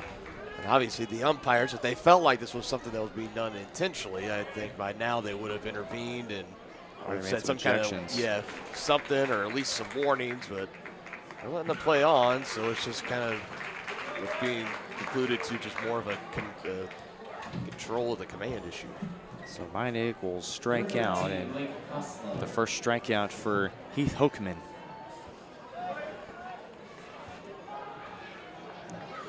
Now we're up to Blake Koslow. He singled his first time up, then he walked, and then he grounded out to second.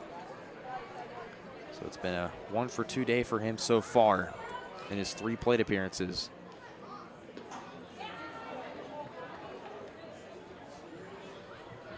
Takes this one low and outside for ball 1. Hokeman comes set. This one ripped into left field. That's going to bounce fair. And Koslow's already going too. And he will have a stand-up 2-out double. Yeah, there's pretty much no doubt about it. As soon as left the bat, just the only question was it going to be fair or foul? As soon as it landed in, it was potential to roll all the way down to the corner. A nice 2-out double. He scorched that ball. And it was on the inside. It was like right near his hands, but he barreled it up perfectly to where turned on it. He turned on it. So now we got Lothan. He's scored once. He had a single his last time up. He struck out, he's walked, and he's got a base hit. So pretty solid day at the ballpark for him. He's had a little bit of everything so far.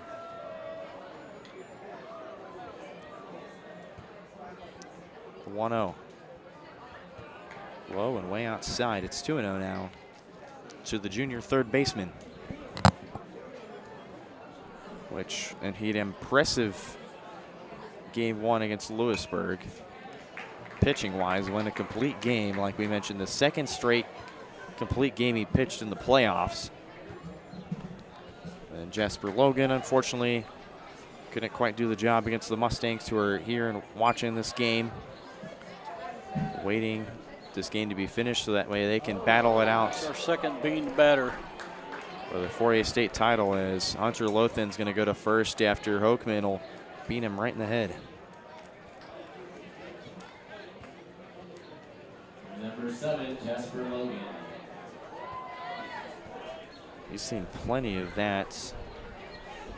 Paola's hit 2 batters, and Abilene has hit 2 batters as well. Hokeman and Troutman have both been the 2 culprits to hit batters today. Jasper Logan steps in and takes strike 1. He tripled his last time up after flying out twice. So far 1 for 3 a day for him. The 0-1. Taken outside. Count even now at 1-1. And Logan, I just realized that his hairstyle's kind of changed. He's got more of a mullet, but it's more crazy up top and especially in the back as well. He bleached his hair too as well, I noticed. I wonder if it's kind of a ritual thing that Paola does at state sometimes. So most of the guys on this team have flows. That's over his head. 2 balls, 2 strikes. Good little way to like a nice little indication that the regular season is over and the postseason when you get into the regional tournament, and of course here at state. Can have a little bit of fun with it. Why not? Gotta find a way to have some fun with it.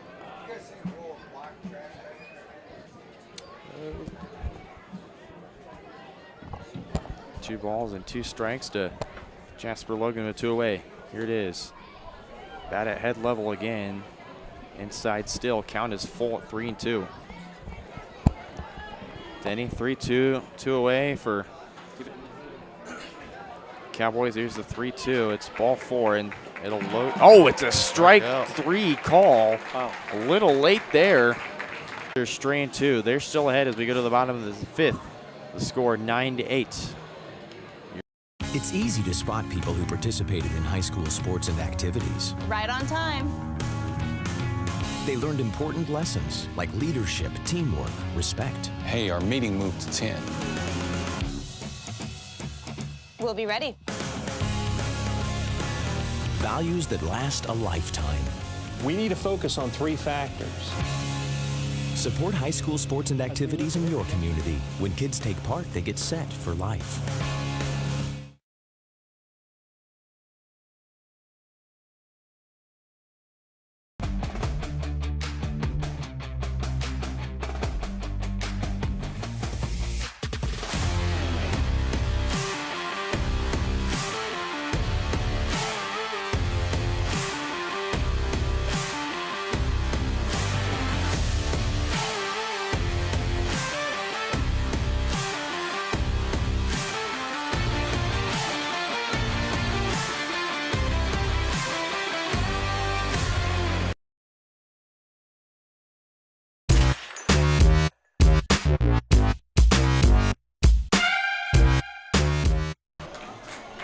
It'll be the 7, 8, and 9 batters for this Abilene Cowboys squad. So it'll be Bartley, Levi Evans, and then Holloway. And then if anyone gets on, it's back to the top of the order with Thomas Keener.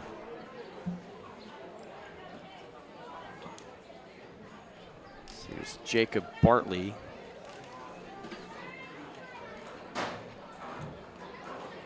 This one on the turf for ball 1, and coming into this game batting .400 with a .456 on base percentage and 79 plate appearances. He's got 28 hits on the year, stolen 5 bases, been caught stealing once. Fouls this one towards the Panther dugout here. 0 for 2, he reached on an error and then flew out to Meinig, and that was that over the shoulder grab. Chopped to first in fair territory. They're going to say is foul. How? Denny, you want to help us out here? Oh, man. Well, I think he fielded it in foul territory, and it didn't have a chance to go over the bag. That's what he's saying. And Logan kind of threw it away knowing it was foul, but Bartley was already at first and he's confused, and so is the first base coach. Yeah, it's because he fielded it in foul territory. So Bartley's got a 1-2 count against him. The 1-2 over Bartley there. Count is even at 2-2.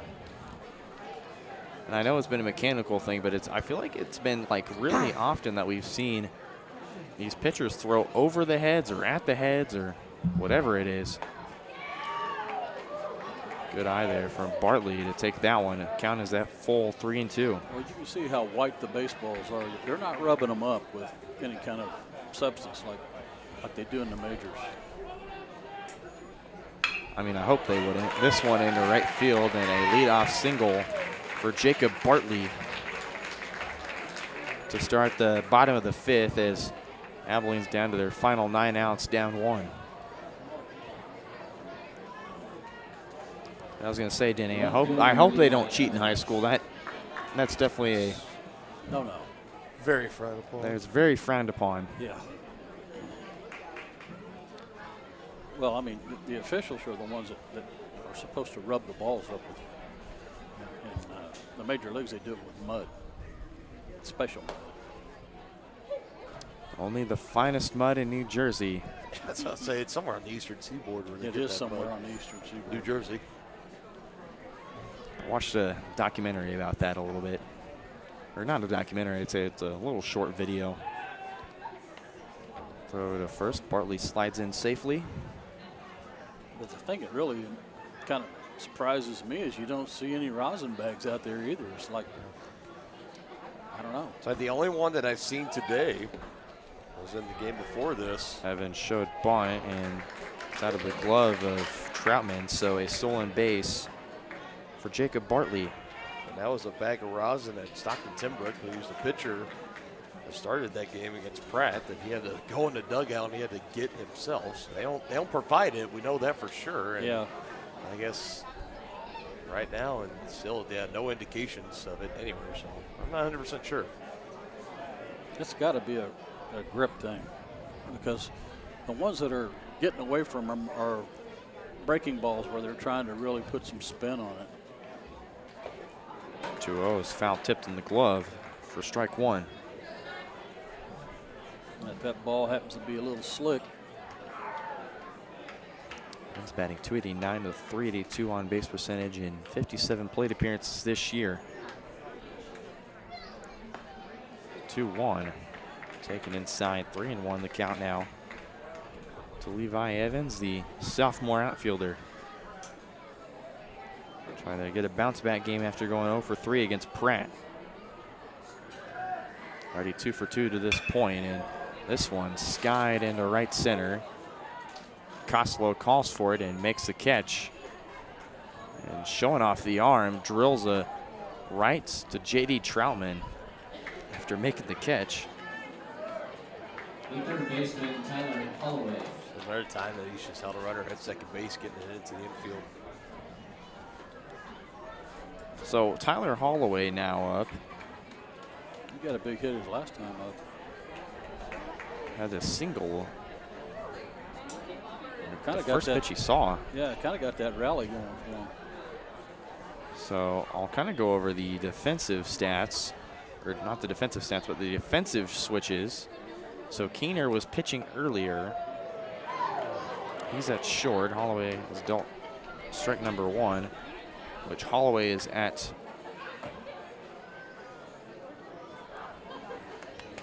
He's at third base for Hoekman. This one chopped to short. Troutman scoops. Throw to Logan's in time for the second out. But Bartley will move up 90 feet to third base.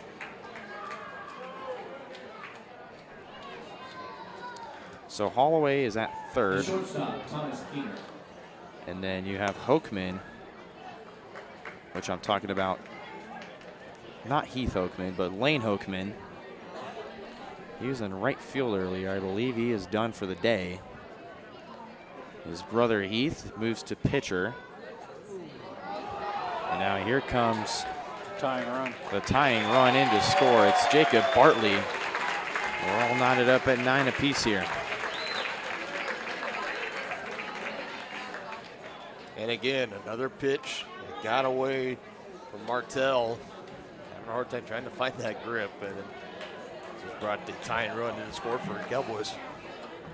Keener at short, and then Heath Hoekman at the pitcher spot. Stockton Tinbrook moves from short to first. Kyson Becker still in center. Jacob Bartley moved from first base to right field. Levi Evans still in left. So it's kind of been, there's a lot of defensive changes with that pitching change as well. And I feel like I should have saw it coming whenever Holloway came into the game for Lane Hoekman. If they were going to go with a pitching change, it should have been Heath Hoekman. Counts 3-1 to the Thomas Keener back at the top of the order.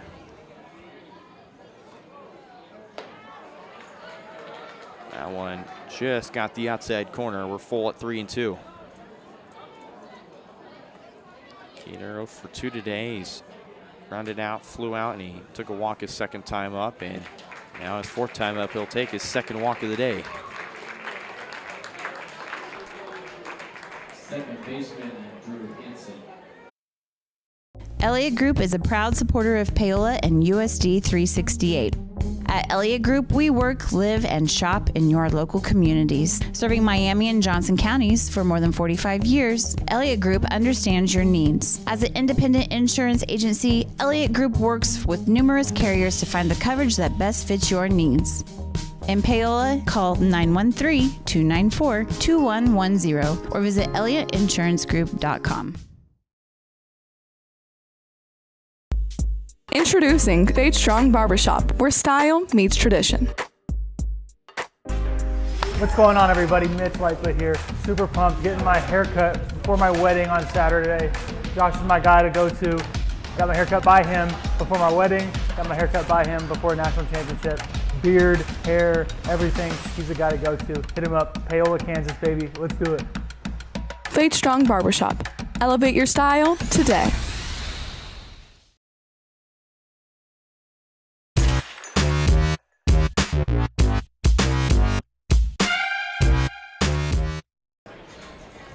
Jacob Bartley tied this game after scoring on a wild pitch, so we're all even at 9 with 2 innings to go here. As we're about similar in every aspect of this game. Paola 9 runs and 9 hits with 1 error. Abilene has 1 more errors. They also have 9 runs on 9 hits, but with 2 errors. It's been quite the ball game, Dennis. Yeah, if you like offense, this is your kind of game. A lot of 9s up on the board for sure. Jace Curley steps in, takes ball 1. It'll be the 5, 6, and 7 hitters for the Panthers. Curley, Troutman, and Barnes, and if anyone gets on, it'll be Johnson Martell.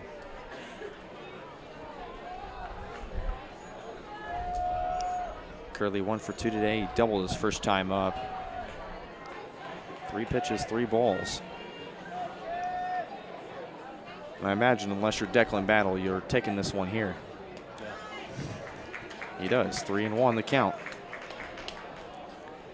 If you're Abilene, you don't want to put the leadoff hitter on once you come back and tied up. And 5 pitches, and Jace Curley will lead off top the 6th of the walk. Number 4, J.D. Troutman. J.D. Troutman. 1 for 2 day for him so far. He's driven in a run off a sacrifice fly. He's singled and he scored a run. And he scored 2 runs actually. He scored a run after walking his first time up. Takes ball 1. If there's anybody who we've been really counting on to have a good day, it's been J.D. Troutman. He really deserves it. I mean, the kid, he was a really rock-solid part of the basketball team. He's been a really solid staple of the football team, and he's really been a solid staple on this baseball team as well. A phenomenal athlete. He's got 1 more year left with this Panther squad. Fouls it off his foot. 2-1 the count now. So crazy because he's been so involved in Paola athletics pretty much ever since he arrived there. I don't feel like he's a senior almost, and that should be graduating and moving on to the next big thing. But yeah, definitely for all of those, at least football, basketball, and again here at baseball, they're going to be excited for what he can bring next year. This one into left center. That drops into left field, and J.D. Troutman will keep things moving. He's got the go-ahead run on second base now. And Jace Curley. And catcher, Roman Barnes. You had alluded to it earlier, Brent. I was wanting to get to it. A good time now is that you mentioned for this Paola team that there's only two seniors. Yes. Under everyone else, you got juniors. Wow. They'll be senior class headlined by Troutman among others, and then a well-experienced sophomore class this year, and a freshman, even some freshmen as well. So. And the Cowboys will double up Troutman and Roman Barnes here, but you've got Curley on third, 90 feet away. For Abilene, they always make it hard for me to get to my point on that comment. What I'm getting to is that even though it's been the 4th year in a row in appearance at state, and the fact that this is still a young team, I mean, that sets them up that they can keep making these kind of runs, and that's really, really great. Johnson Martell up. He pinch hit against Rock Creek earlier, and he had a single. He had a really nice single. One that was taken outside. You can count it 1-1.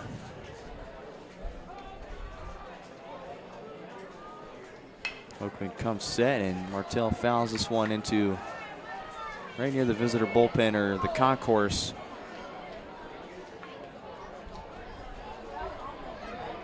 Right near the Buffalo Ranch food truck there. And fouled off again. And Dennis, I know me and you and Dylan had a chance to visit that during our little break there. Phenomenal food there here in Salina, no doubt.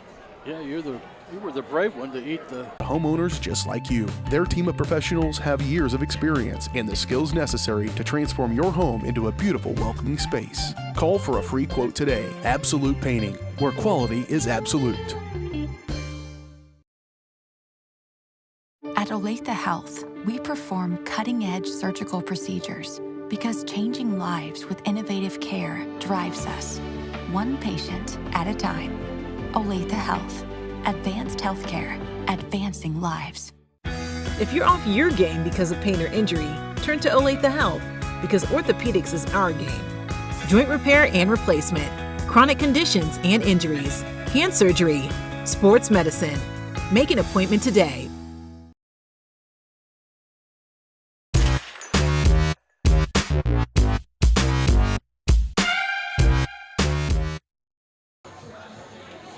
Welcome back to Paola Sports Live, and just when you thought Paola would have to go to a third arm, they are going to have to, as Johnson Martell will go to the dugout and Jace Curley to step into the game. For the second time today, he's pitching for this Panthers squad. I mean, Dennis, are you shocked, or would you wish that they went to a different arm? Or No, I think nobody out single. As he's put runners on the corners and that go-ahead run on third. So Curley in that game against Rock Creek went an inning and 2/3, allowed 2 runs, 2 of them earned a walk and 3 strikeouts. He didn't a walk and 1 strikeout. He didn't allow a hit at all against the Rock Creek team.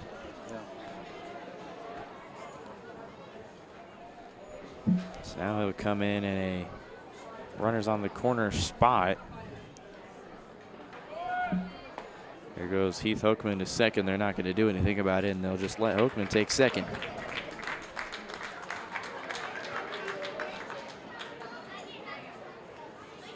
Stockton Tinbrook steps in. He's 2 for 3 today. He had a 3-run RBI triple, a RBI single, and he grounded out to short his first time up. So Roman Barnes will go to Curley to talk things over with him. We've only got one more inning of baseball after this, and if the Panthers can hold on and try and piece together something here in the 7th,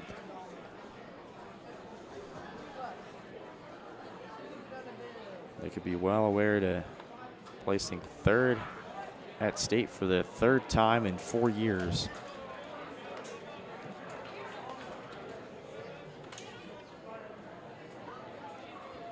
I mean, they defeated Clearwater in 2021. They defeated Ottawa in 2022, and then fell short to Fort Scott last year. And Curley, that one got away from him there. He's running over to get to Roman Barnes, who's good too.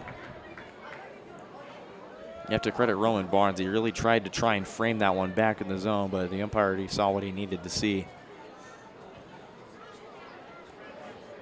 Looks back to second. Here's the 2-2. Tinbrook thought about swinging, but holds the temptation back. His count is now 3-2. Hale is now playing their infield in. Trying to make sure that go-ahead run doesn't score. The 3-2. Swung on and missed for strike 3, and Jace Curley steps in and strikes out Stockton Tinbrook to get the first out of the bottom half of the 6th. For Tinbrook, who by far has been having his best performance here at the tournament. Already had 4 RBIs, number 5 and number 6. Both were in scoring position. And for Curley to come on relief and get that strikeout, absolutely huge, but still some more work to do here as he still needs 2 more outs. It's be Kyson Becker to step in. He's 1 for 3 today. He got a RBI single back his 2nd time up, but he's grounded out his 1st and 3rd time up, so he's 1 for 3 so far. He shows bunt, and it'll be foul. That's the old squeeze play right there.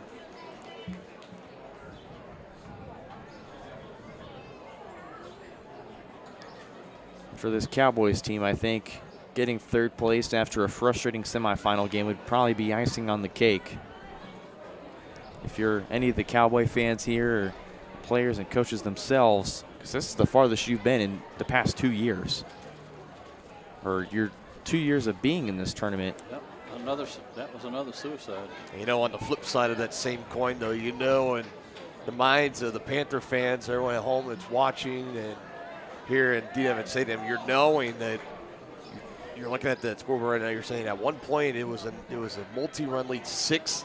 They were still able to battle back. Now you're tied at 9, and in the bottom of the 6th inning for Abilene, they get one or both of these runs to come in. Then all of a sudden, Paola, you're down to your final 3 outs again. The top half of the inning. You start to feel like that maybe you had one and it's starting to get away, but back-to-back strikeouts from Curley. That's absolutely huge. I mean, for him to give up a single his first time coming in to Heath Hokeman, and then sitting down Kyson Becker and Stockton Tinbrook, especially 2 of the best hitters on this team as well. It's definitely huge. And now you've got the coach's son, Jacob Bartley, stepping in. He's done some damage today. He's already 1 for 3 against Pratt. Had a lot of success with that curveball on the outside part. He's currently 1 for 3 today against this Panthers squad. Already behind 0-1. Here it is. Did he go around? Yeah. He did. And I could see why. He definitely turned his body towards the ball, so he already turned. The bat wasn't there, but his hips and his body were, so I could see why they went with that. But the call is supposed to be, did the bat cross the plate? Fouled back 0-2, and that's the one thing I was thinking to myself when they made that call. I'm like, he didn't go around that much with the bat. But Bartley will battle with an 0-2 count and 2 away here. Fouls this one back at the netting, and we're still here at 0-2, and you can tell Bartley's really going to try and battle here. He's got the go-ahead run on third base. This is a huge at-bat for him if he can drive in that run, and then Abilene just needs 3 outs to take third place, their first placing in their school's history in the baseball program. This one flown to left field. Mercer makes the catch for out number 3. So it looks like we're going to have some more work to do here, as the Panthers will go to work here as we go to the top of the 7th. We're still knotted at 9. Panther baseball back here in just a minute. Your home is your sanctuary, and it deserves to look its best. Whether you're looking to update your interior, spruce up your exterior, or give your cabinets a fresh look, trusted residential house painters Absolute Painting are here to help. At Absolute Painting, they specialize in providing top-notch home painting services to homeowners just like you. Their team of professionals have years of experience and the skills necessary to transform your home into a beautiful, welcoming space. Call for a free quote today. Absolute Painting, where quality is absolute. There are 2 things in your life that you are in total charge of: your attitude and your effort. Let Revive Paola boost both.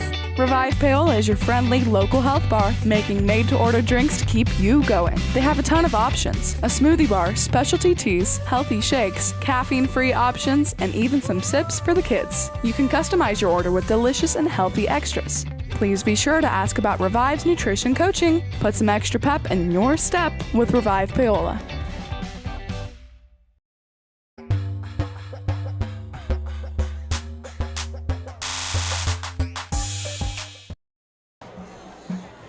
The 9, 1, and 2 hitters for the Panthers coming up: David Mercer, Xander Meinig, and Blake Koslow. If anyone gets on, it's the incredible, talented junior Hunter Lothan, as the Panthers look to try and get some offense going here to try and score 1 run. They just need 1 run to put a final 3-out notice on this Abilene Cowboys squad, as Heath Hokeman will still be going to work for the Cowboys. Hokeman currently at a pitch count of 50.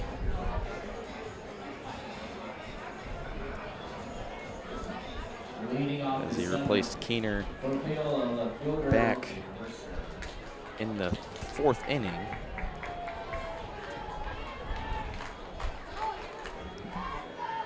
The Let's Go Panther chants are roaring here in Dean Evans Stadium in Salina as Mercer watches ball 1 in. Mercer 1 for 3. Singled his first time up was a 2-run RBI single back in the second inning to get the rally going. This one chopped to third, and it's past the third baseman and off the glove of Keener at short. And David Mercer's getting it going here. They're going to call it an error on, I believe, that's going to be, that's going to be on the third baseman. That's Holloway. Yeah, that's the third error for Abilene. So Tyler Holloway trying to make the play, scooped it up in the air, and then off the glove of Keener. Now Mine gonna bunt right into the glove of Oakman, and that'll be the first out as he guns down the speedster X-Man.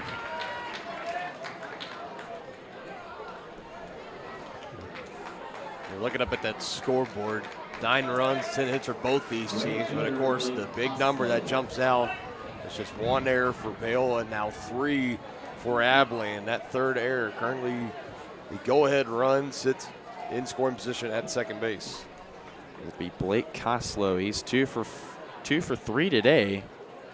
Mercer is going to take off for third. It's in time. They're going to get Mercer at third.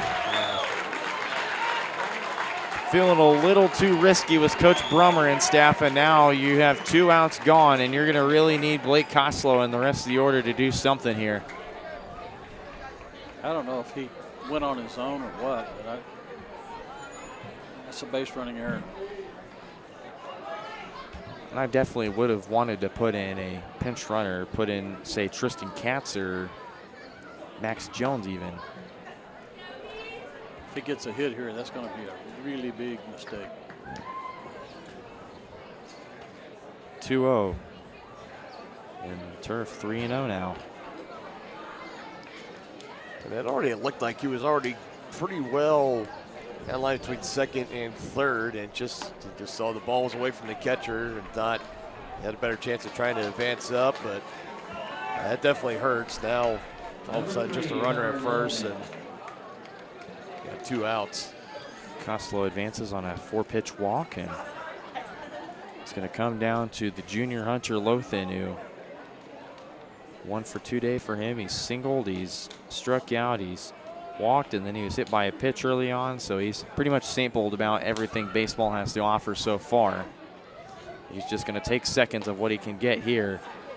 Koslow to second, and the throw from Miller won't be there in time, so Koslow takes second, and they again have a runner back in scoring position just 180 feet away.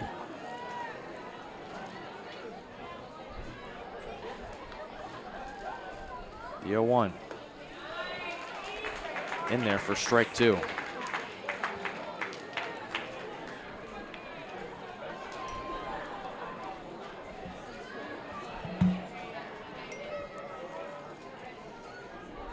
Here's the 0-2 to Lothan. Called, strike 3. And a huge strikeout for Heath Oakman as the Cowboys 1 run in and they win. 3rd place, their first state placing in their school's baseball history.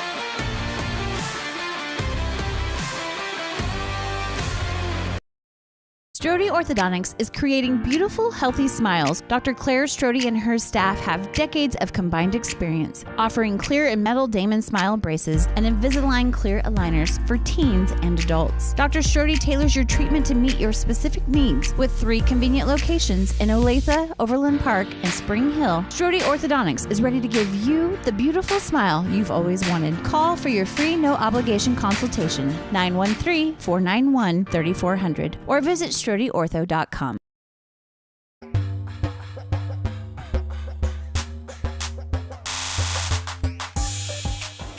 like my BlackBerry. Do you love it when our in-between any chats spill over to the So we were talking about, Pratt setting up right behind us. They're taking on Rock Creek in the championship game, and we mentioned a huge piece of equipment. I don't know if anybody knows what a Rodecaster Pro is, kind of a audio mixer board. We're stuck with our Zoom Pontrac P4. Which we love. Which we love, yeah. Although it just needs batteries at times. It's still pretty great and runs pretty well anyways. Dennis looks back at us like, I have no clue what you two are talking about.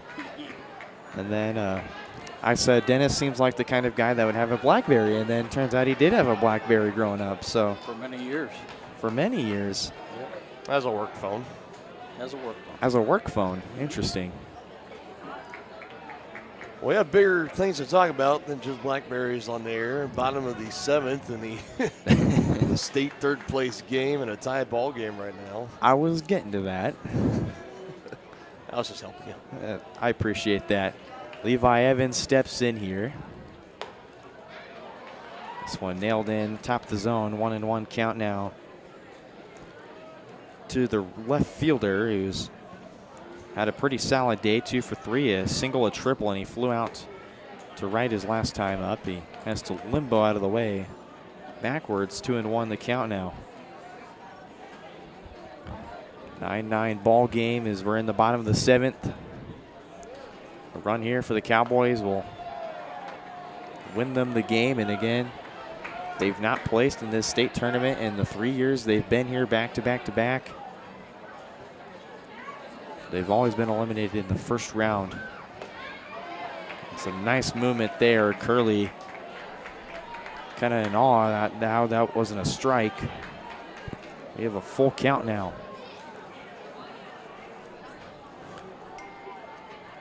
Here's the 3-2 from Jace Curley. And Evans just gets jammed and fouls it back. Like he swung in self-defense.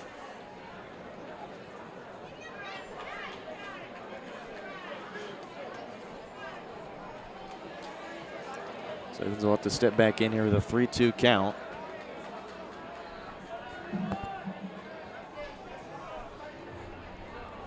The 3-2 again. Strike 3! And Evans threw his bat thinking that was ball 4, but it was a second delay for the umpire to say, you're out of here. Big breaking pitch, just changed direction at the last second, dropped down right in the zone on a 3-2 count. Got to find a way to maybe try to spoil that one off to protect, but instead for Evans, got to go. Strike 3. 3 strikeouts for Chase Curley. Well, 3 strikes and you're out. So I'm sure everyone's heard "Take Me Out to the Ball Game" before a couple times. I think Dennis knows the guy that wrote the song. Let's settle down now, gentlemen. I'm not that old. Tyler Holloway steps in. Here's the 2-0. Right down Broadway for strike 1. Holloway 1 for 2, a single, and grounded out to Troutman his last time up. Another one right near Broadway for strike 2. Count even at 2-2. Holloway, he's come up clutch in his first at bat in the game. What can he do here? 2-2. Looks at it and misses for strike 3. This 4th strikeout now for Jace Curley. And there's 2 gone in the inning, and we're 1 away from going to extras. The first game of this entire tournament in extra innings.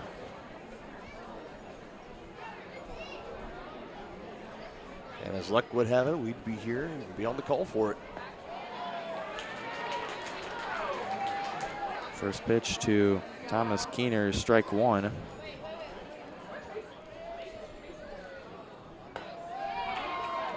Keener's walked twice today. Counts even at 1-1.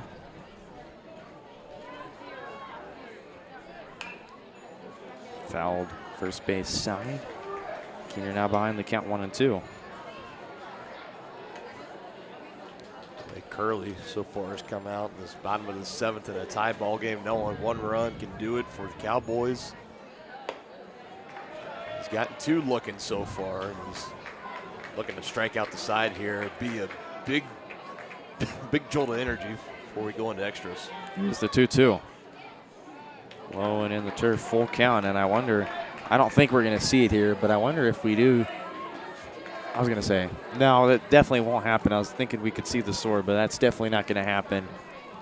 This game's not as contested as it was against Lewisburg, and we won't see the sword as Thomas Keener will battle well in the count and take a walk here with 2 away.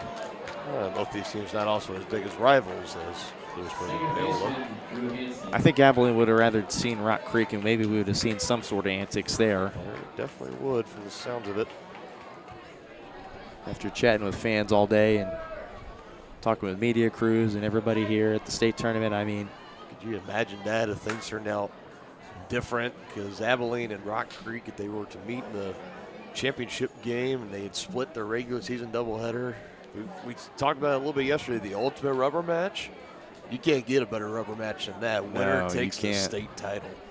And bragging rights, wins the 3-game series on the year. The 2 top dogs of this tournament could have battled it out, and like I said, a big rubber match would have been in store. Instead, it's the Greenbacks. A red-hot Greenbacks team. Red-hot Greenbacks team, yes. This one chopped to short. Nice play by Troutman. Just flips it to Hauser for the 3rd out, and for the first time in this tournament, I get to say the honors of doing this. We're going to extra innings. Back here on Paola Sports Live.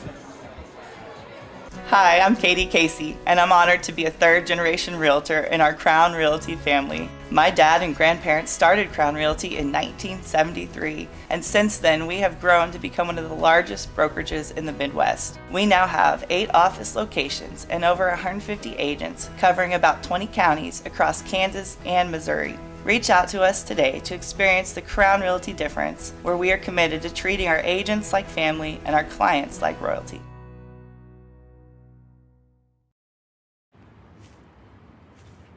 Hey, call insurance agent. Insurance agent not found in contact. Call insurance company.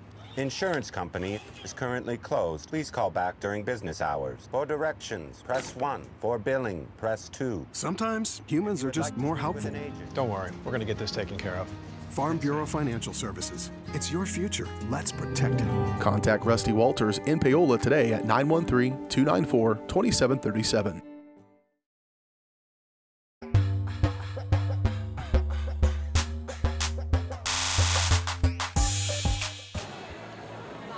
We're going to extra innings, and I hope you're staying awake like Dennis was the last game, and we're back here playing some baseball for the first time. It's going to extra innings in this tournament. I'm sorry to call you out there, Dennis, but I just couldn't help when I'm eating my bison burger up in the booth. I just look over and I just hear snoring, and I'm like, is he really asleep? It's only 3 o'clock. I told you I didn't have my coffee this morning. We did not have any source of energy. No. Unlike day one, I think most of it, Dylan, you and I were off energy drinks. Dennis is the old-fashioned way. He had his coffee that morning, I'm sure. Yeah, I'm sure. He probably had it in one of those little cups. But anyways, back to the action here. It'd be the 4, 5, and 6 hitters for Paola, Jasper Logan, Jace Curley, and J.D. Troutman, which they've all really produced well today. Not the right part of the lineup today for Paola. You want to come up and first top half of the inning here in extras. Here's the 2-0. Swung on, chopped to third. Holloway throwing to first. Not in time. Jasper Logan beats the throw. And how about that for leading off extra innings? Another close play over at first base. He did his job. It's got to send some flashbacks for Abilene there. Well, we had mentioned it earlier. Any close plays like that, Abilene's not going to get any favors unless it's clear and undisputable. Another bang play there. I do believe that he did beat it up the line and was there in time. But so now it's Jace Curley. He showed bunt there, but missed. So it's strike 1. They're definitely going to try and move Jasper Logan to second. It's the #1 priority They'll let him swing away here. It's in center field. And it's tracked down by Becker for out number 1. Number 4, J.D. Troutman. That would be J.D. Troutman. He's really delivered in this tournament. A 2-for-3 day for him. 2 singles, a sacrifice. He's stolen a base. He's walked. He's scored twice. I mean, this kid's really done it all for the Panthers. Shows bunt. Logan going to second, and they're going to get him. Wow. Yeah, they will. He's definitely late on that jump there. So now a similar situation like they were earlier. They make a base running error, but it'd be weird if Troutman got on and then the next out was made. You see the coach at third base with his hands on his head, like, what in the world? 1-0's taken high, 2-0.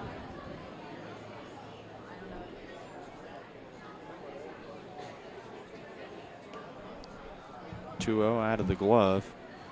It's 3-0 now to a junior shortstop.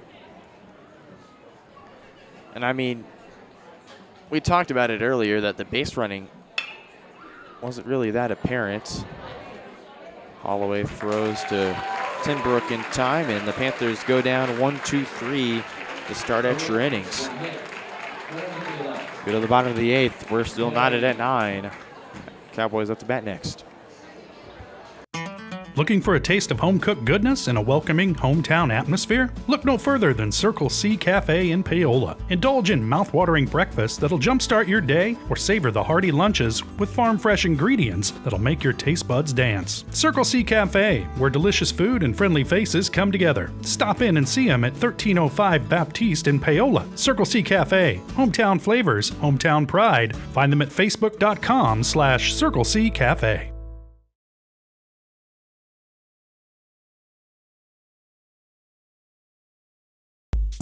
Introducing Fade Strong Barbershop, where style meets tradition. What's going on, everybody? Mitch Lightfoot here. Super pumped, getting my haircut before my wedding on Saturday. Josh is my guy to go to. Got my haircut by him before my wedding. Got my haircut by him before a national championship. Beard, hair, everything. He's the guy to go to. Hit him up. Paola, Kansas, baby. Let's do it. Fade Strong Barbershop. Elevate your style today.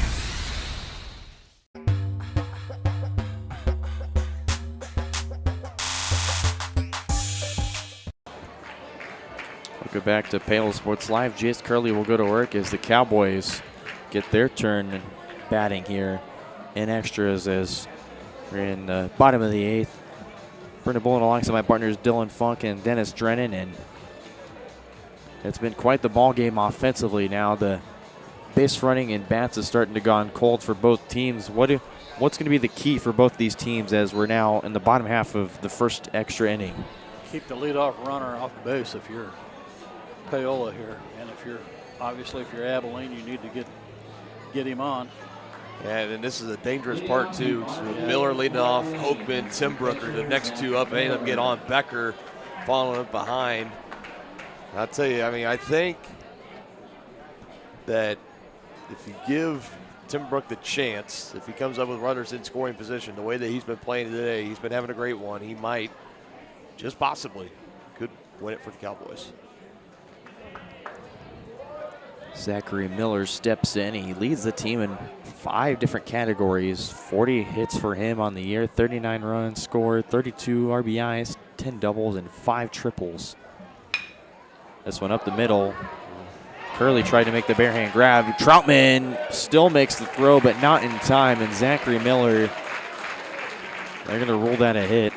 One off Curley's pitching hand.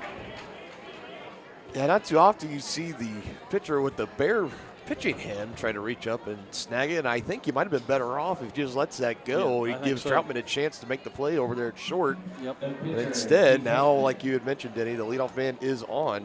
I'll be surprised if they don't pinch run for him here, because he's not the fleetest. Well, he has 13 stolen bases. He's been caught stealing twice this year. We'll throw back to first. He slides in safely. Thomas Keener leads the team in stolen bases with 19. So now Heath Hokeman steps in.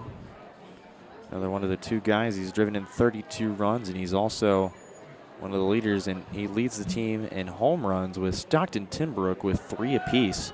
There he goes. And there goes Miller as he takes second easily, and the game-winning run is on second base in scoring position. Let's see if they'll move him over here. They're going to let him swing.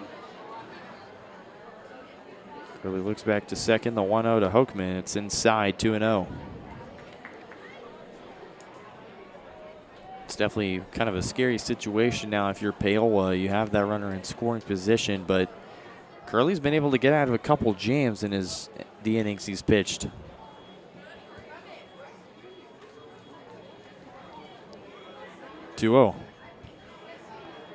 And the turf, they're going to go to third. He's in there safely. Now the game-winning run is on third, 90 feet away. And nobody out, too. And nobody out. And Heath Hokeman's loving it. He knows it's 3-0 count. He can walk and put some more pressure on Curley with runners on the corners. You got the infield pulled in tight, too, because obviously you can't let that run score.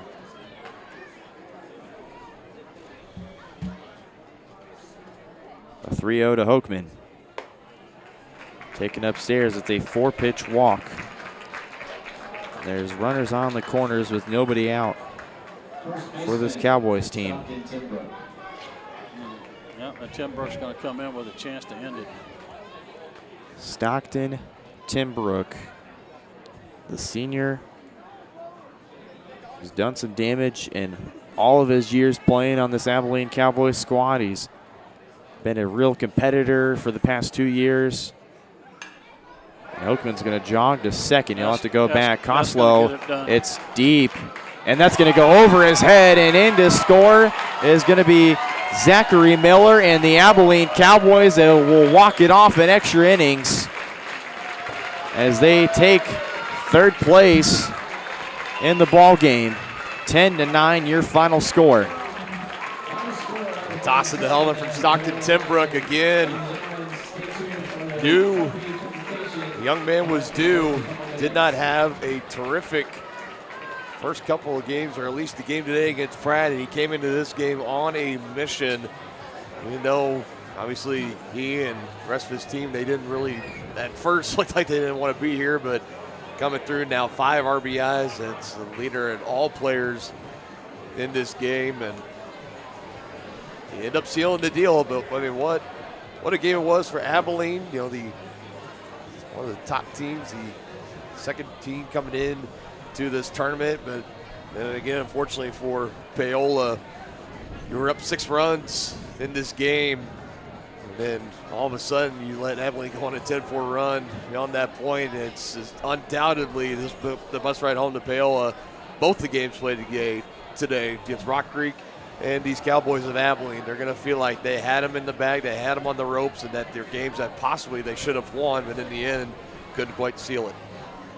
So 10-9, your final score. We're going to go straight into our post-game show presented by Faith Strong Barbershop and Strong's Gym. Faith Strong Barbershop combines tradition with the latest trends for a cut above the rest. Make your appointment by calling 913-713-8269. Faith Strong Barbershop, elevate your style today. I'll go through the rundown of the winning and losing pitcher before we have to wrap it up quickly, as Pratt will be taking over our section in the press box. So Heath Hokeman will take the win for the Cowboys. 5-0 record, 70 pitches, 6 hits on 2 walks. He had 3 strikeouts and he had 3 earned runs. And Jace Curley will be taking the loss for the Panthers. He went 2 innings with 35 pitches. He allowed 1 earned run, 3 hits, 2 walks, and 4 strikeouts. But I mean, a phenomenal game from Jace Curley, despite having the rocky start and taking the loss here. He played a phenomenal tournament, pitching and batting wise. Yeah. Talk to me about the young man, Dylan. I mean, undoubtedly. I mean, came in, was one of the key pieces and one of the bigger reasons of why Paola was even here in this position and made the state tournament, qualified for it for the 4th year in a row. And did everything he could, as did the rest of the team. It was just, when you play the number 1 and number 2 top-seeded teams in back-to-back games, it's a little bit tough. And again, they're going to feel like things were in their control. They had chances, just couldn't quite seal it in the end. This is going to be a big motivating factor, I do believe, though. And again, with a team that's already fairly young this year, you're going to have a pretty solid senior class, and everyone underneath them either got really good playing time this year, or it just seems like they're really good at developing young underclassmen anyway. So I'm sure there's going to be another freshman next year, or maybe a couple sophomores next year that really step up big. That would be maybe on the JV squad this year. Who knows? But I got no doubt that they'll be back here. It's just the fact, can they get through that ceiling that they keep getting up against of making it to the game that's taking place next between Rock Creek and Pratt, and just trying to compete for the championship. 4 years in a row, though, still unbelievable accomplishment they've been able to get done, and I'm sure we'll see them back here next year. And Dennis, Paola's offense got going early. They had 11 hits and 9 runs, but Abilene got going late. What do you think kind of the switch was in the mindset between both these teams? Well, like Dylan had said, I think they had, I think Paola had them on the ropes, had them down 6-0. They didn't look like they wanted to be here. But then when they came up into that bottom of the 3rd inning, some big hits to get it started, and they were able to put up a 7 spot. So, they did a nice job. But congratulations to Paola for an outstanding year, and like Dylan said, years to come, they're going to be competing. No doubt about They'll be back here. And again, my final question before we wrap it up here, I want to ask both of you this question. Paola, 4 straight appearances in the state tournament, 2 third-place finishes, 2 fourth-place appearances. They came up short this year, but what does the future look like next year and beyond with this class and moving forward? This program has the brightest future in 4A, definitely. Yeah, I mean, definitely in 4A and in the Frontier League, they're going to be well established to be contenders in the Frontier League for, many, many more years to come, definitely in the foreseeable future. And, it's just a part they've done so well, and they've always done such a great job. I mean, they've been either a high seed, they've run through the regional tournament, or this year I believe they were a 7 seed. They went on, they beat Atchison in the regional championship. There's a 2, I believe, top 2 ranked Atchison Phoenix, if I remember. Yeah, it was the 2nd seeded Atchison Phoenix. So, I mean, they have that part down, and they know how to get here. And the game yesterday against Lewisburg showed that they're not afraid of the big stage either. It's just the point when they get to the second day, when they get to this Friday in Salina, they just have to find a way to play a full 7 innings. And I believe in Coach Brummer. He's been able to get them back to this point. He's going to get this team coached up, ready to go. They're going to have a great sporting cast with them next year as well, along with the great senior class headlined by J.D. Troutman, among many others. That's just it. They've got about 95% of it all figured out itself. They just got to get the rest of it playing through and they eventually get it done. And I tell you what I think is it's all about culture. You don't make a run like Paola's had without having the culture that is indicative of a winning team and a great program. So sure. Hats off to Paola. Hope to see you here next year. And Paola, there's so many things I could say to you right now. The fans watching at home, you supported me throughout my beginnings, and I can't thank Dylan and Dennis enough for supporting me and my ambitions. Paola, you're technically kind of my second home, and I really appreciate you kind of adopting me as one of your own in the community, and I really appreciate everything you've done for me. There's not enough thanks I can give right now because we've got to get out of here as Pratt's going, but thank you so much for tuning in to Paola Sports for the 2023 and 24 school year. And a special thanks to everyone at the school and all of our amazing, terrific sponsors, too, that helped us able to get us here to Slacks. We couldn't bring this coverage without their support. So Darren Gagneman, Jeff Hines, all the administration and staff and sponsors in Paola, thank you enough. I can't thank you enough for everything you've done for me. I know the voice you guys will have next year will be phenomenal. But until next time, until I see you again, thank you so much. One last time here from Dean Evans Stadium in Salina, Kansas. Roll Panthers!